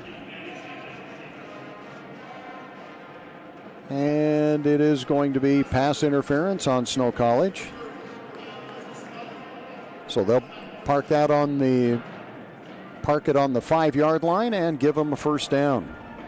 So 1st and goal at the 5.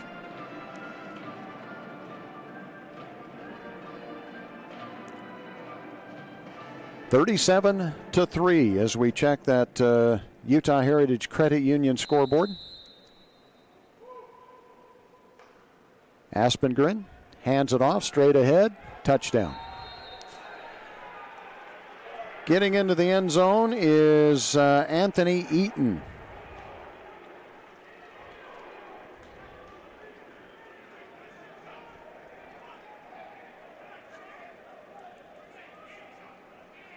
And that puts the score 43-3.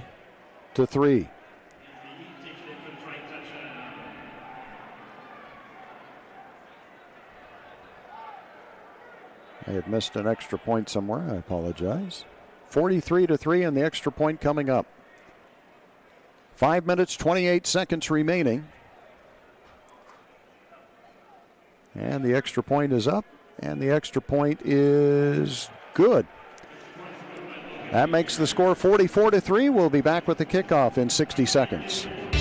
One of the best tickets in town will always be activities at our local schools. Athletic events, concerts, and plays.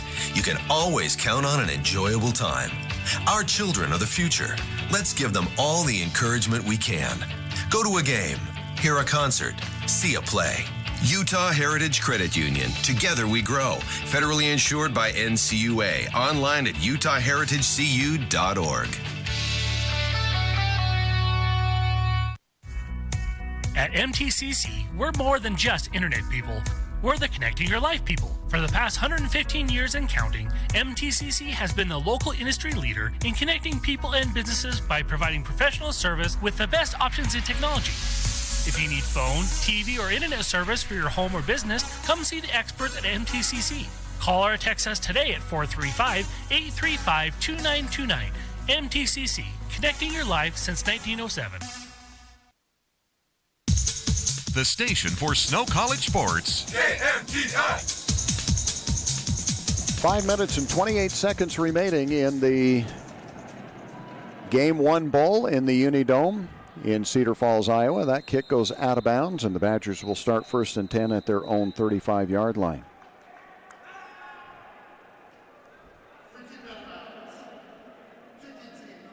Iowa Central has put the spanking on the Badgers.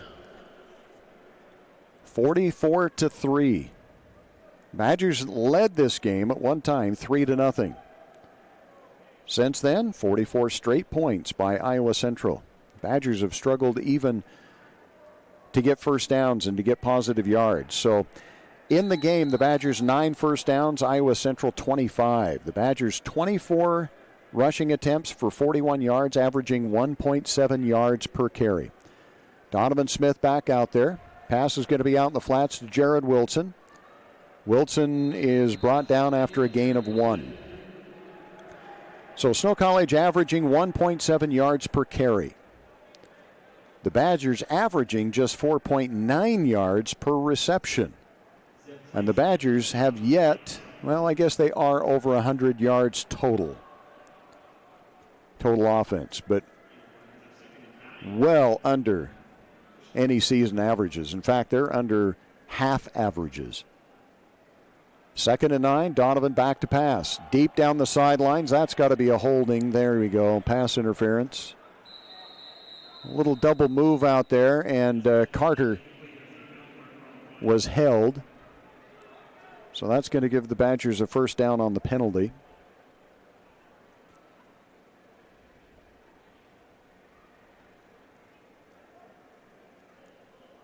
Officials talking things over here. Actually, there's 2 flags on the play.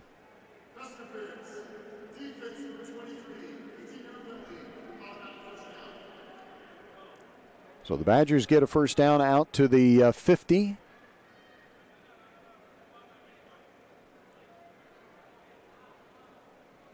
Now, the Badgers did not score in the second half against Iowa Western in the game at home. I do remember reading that. Pass out in the sidelines is going to be caught for minimal gain. Looks like 3.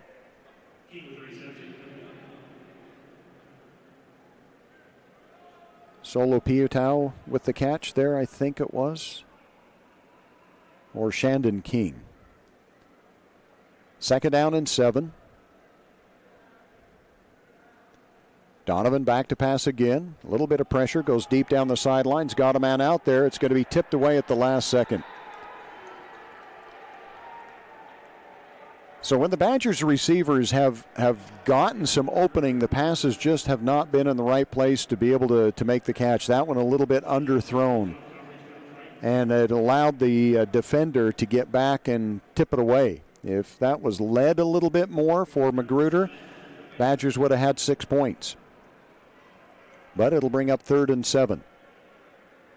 2 wideouts left, 2 wideouts right. Play action, screen pass, and that's low, incomplete. Intended for Tillman. Flag on the play.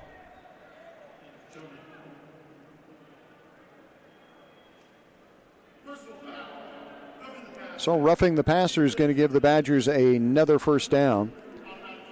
So looking at the first downs, the Badgers have 10 first downs. 4 of them have come on penalties. Badgers have only been able to pick up, so now that's the 11th first down, 7 first downs on their own. 7 first downs on their own, 4 on penalty. The Badgers are at the 31-yard line now, 1st and 10. Donovan rolls to the right, comes back, throws it into the end zone, incomplete, and we might have another flag on the play.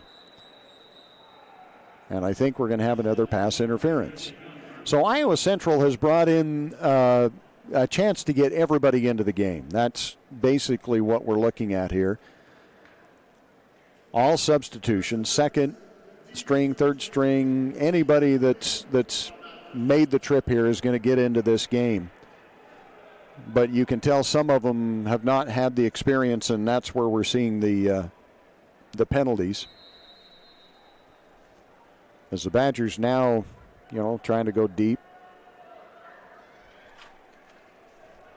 That pass was intended for Shandon King, incomplete, but the penalty gives it to the Badgers. Now a handoff to Tillman. Tillman a gain of 2.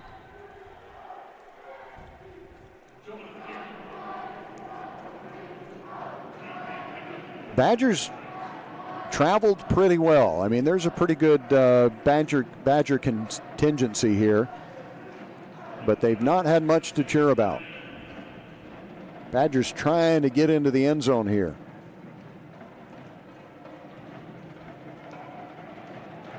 Tillman and Lambert in the backfield. 2 wideouts right, 1 wideout left. Handoff to Tillman. Tillman gets maybe a yard to the 15-yard line, and that's going to bring up 3rd and 8. And slow getting up for the Badgers is Romeo Tiumalu. And Spencer Mack will come out to attend to him. We'll take this opportunity for a timeout. This is going to be a Central Valley Medical Center timeout. From orthopedics to pediatrics, you can trust CVMC. Professor Rock here. The Food Nanny. Chandler Scott here. Samry. Hey, everyone. Hello. I just want to tell you about this amazing, Excellent. Cool account called My Style. My Style Checking. I'm talking travel points. Gift card. Concert tickets. All just for using my account. That's my style. So check it out. Give it a shot. Open your My Style Checking account today. CO Building Systems in Ephraim manufactures a complete line of metal roofing and accessories. And here are just a few reasons why you should buy from CO. First, they offer lower prices. Second, CO offers top quality products which can be custom cut to fit your needs. Third, they offer quick turnaround time on all orders. You can pick up at the plant or they'll ship the materials to you. For a free estimate and more information, contact CO Building Systems in Ephraim. Toll free 800-262-5347 or online at cobuildings.com. You're listening to the Snow College Sports Station. KMTI. 3 minutes, 13 seconds remaining here in the Game 1 Bowl. And the Badgers looking at 3rd and 9 from the 15-yard line. Donovan Smith, back to pass, looks in the end zone, crossing route, touchdown, Snow College. Jared Wilson on the touchdown. 15-yard touchdown pass. Donovan Smith to Jared Wilson. And the Badgers will go for the single point here.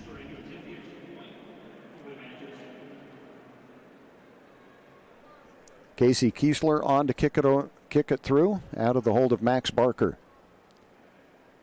The snap is good, the placement's good, the kick is up, and the kick doinks off the goalpost.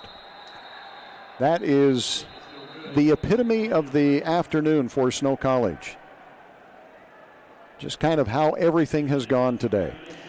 We'll be back with the kickoff after this. San Pete Steel in Moroni was founded in 1994 and is one of the major steel construction companies in the Intermountain West, specializing in structural steel fabrication and erection. San Pete Steel's impressive portfolio includes the Hale Theater in Sandy and structures on the campuses of the University of Utah, BYU, and UVU. San Pete Steel in Moroni, where their motto is done right and on time, at 685 East Main in Moroni. Call 800-261-1026, 800-261-1026, or sanpetesteel.com. The home of the Snow Badgers. Well, the Badgers get their first touchdown with 3 minutes remaining in the ball game. And it looks like the Badgers might set up for an onside kick here. You're not going to catch them by surprise like you did to start the second half. And like everything that has gone today, you had a player offside. And so instead of getting the onside kick in the second half, you had to kick it again. Just like every time it seems like the Badgers get a break and can make something happen, there's something to take it away. This kick sails into the end zone, and it'll be a touchback. And the Tritons will take over 1st and 10 at their own 25-yard line. Badgers doing the same thing now. They're going to get all of the players that have made the trip into the game here.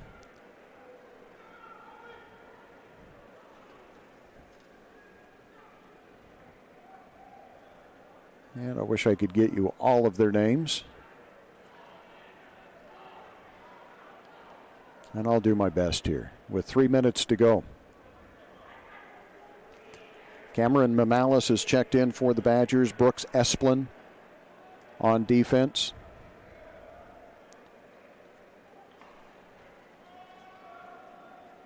Iowa Central keeps it on the ground. The quarterback keeps it, and coming up to make the play is DeQueen Petty for no gain. Badgers try to strip it, but the whistle had blown first. Also out there for Snow College, Nathan Anderegg. Of course, he had a big play coming up with a fumble in the first half. And I mentioned Brooks Esplin. DeQueen still out there. Tuitama has had a great game, as well as Cuthbertson for the Badgers. Little handoff. That's going to be a good effort by the running back for Iowa Central. Short of the first down. It's going to bring up 3rd and 1. Micah Ellis is checked in for the Badgers, freshman. Tackle from Farmington, Utah. Alex Clark out there at corner for Snow College. Sturzer's out for the Badgers.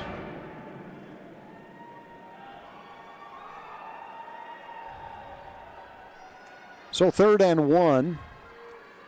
And the handoff is going to be enough for the first down. Good second effort. And that's going to stop the clock at 1:29, but move the chains at the 35-yard line.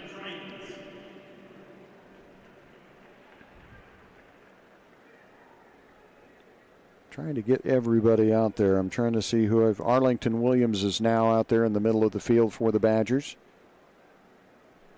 I mentioned Micah Ellis. Got a corner over there. I mentioned Anderegg. Well, I think I got everybody that had checked in. Handoff and trying to get to the outside. A gain of about 6 yards. Taken down at the 41-yard line. We'll have to have one more play here for Iowa Central, and that will mark the end of the Game 1 Bowl. And the Snow College Badgers will take a couple of planes tomorrow to get back home and back to classes on Tuesday. Should mention the Snow College men's basketball team ranked 8th in the nation and undefeated. They will be traveling to Central Wyoming on Tuesday for a game. DeQueen Petty making the tackle for the Badgers. And that will be the end of the game. Snow College Badgers lose it by a score of 44-9. This was all Iowa Central from start to finish. Iowa Central with some turnovers, but the Badgers unable to do anything with it. They didn't get that first touchdown on the board until 3 minutes remaining in the fourth quarter. We're going to take this opportunity for a timeout, move into the Snow College postgame show. Coming up, we'll have the Little Caesars player of the game and the Sanpete Steel man of the game. We'll have all that for you when we come back right after this. I didn't realize just how much of my kids' schoolwork is online. They use the internet to do their homework, take tests, and turn in papers. And with 4 kids all trying to get their schoolwork done at the same time, our home internet has to be reliable. With our new Centracom internet, they can do their homework at the same time. Now they can't use lousy internet as an excuse for not getting their homework done. Sign up for Centracom internet service with speeds up to 1 gig. Go to Centracom.com today. In the days of the mountain men, Cache Valley, Utah became a central gathering place for trappers and explorers. This enterprising spirit of community continues today at Cache Valley Bank with locations and services throughout Utah, including 3 branches right here in Sanpete County. No matter your mountain, they want to see you reach the top. They're Central Utah's financial outfitter. Let's keep that heritage alive. Together, discover Cache Valley Bank. Mountains await. Member FDIC Equal Housing Lender. I'm John Sorensen. I'm a general surgeon here at Central Valley Medical Center in Nephi. For the last 29 years, I've been involved in the U.S. Army Medical Corps and deployed 4 times in the last 15 years. When I got back, I decided I wanted to work in a smaller community and take care of patients. Nephi fits that bill very nicely. The people are wonderful. I think all of my experiences have contributed to making me a better physician. I'm interested in continuing to improve myself and my skills here in Nephi. The pride of the Badgers. KMTI.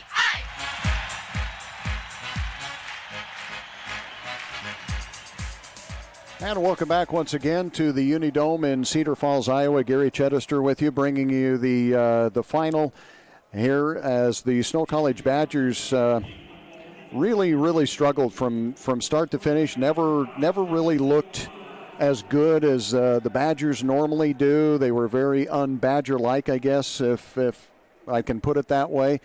They had opportunities after their first possession.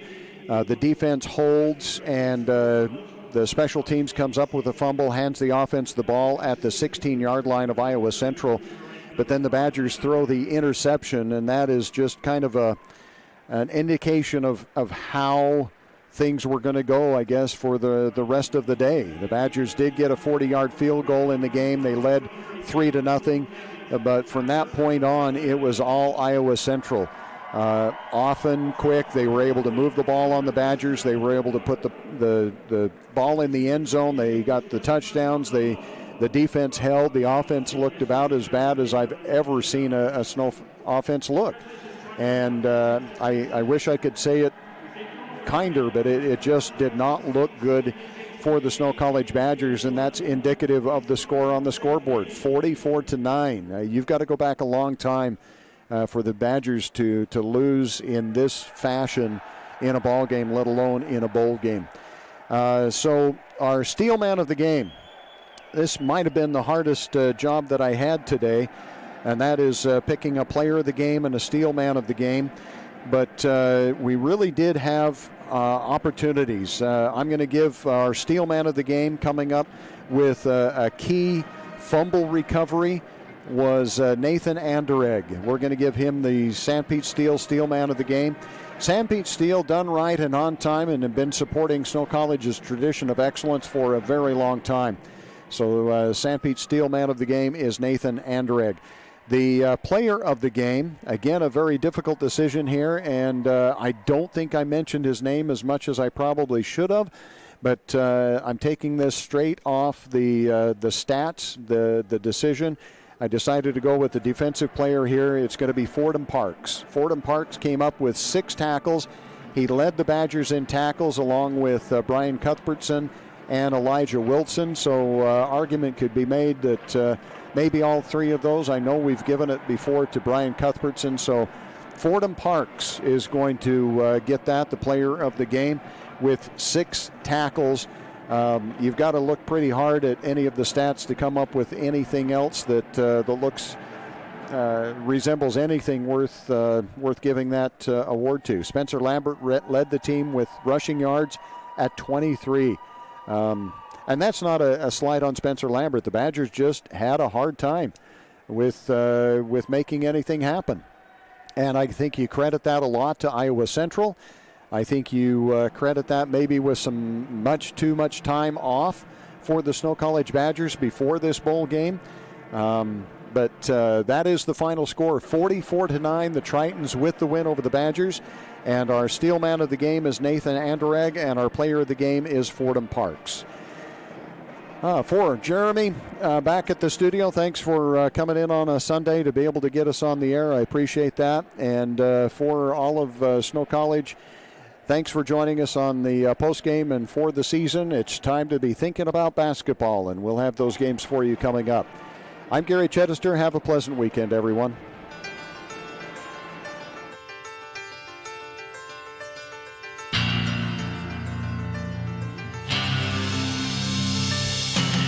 You've been listening to exciting Snow Badger football on South Central Utah's sports leader, KMTI AM 650. This sports broadcast has been brought to you by sports-minded sponsors throughout South Central Utah. Join us again for more Snow Badger football action on KMTI AM 650.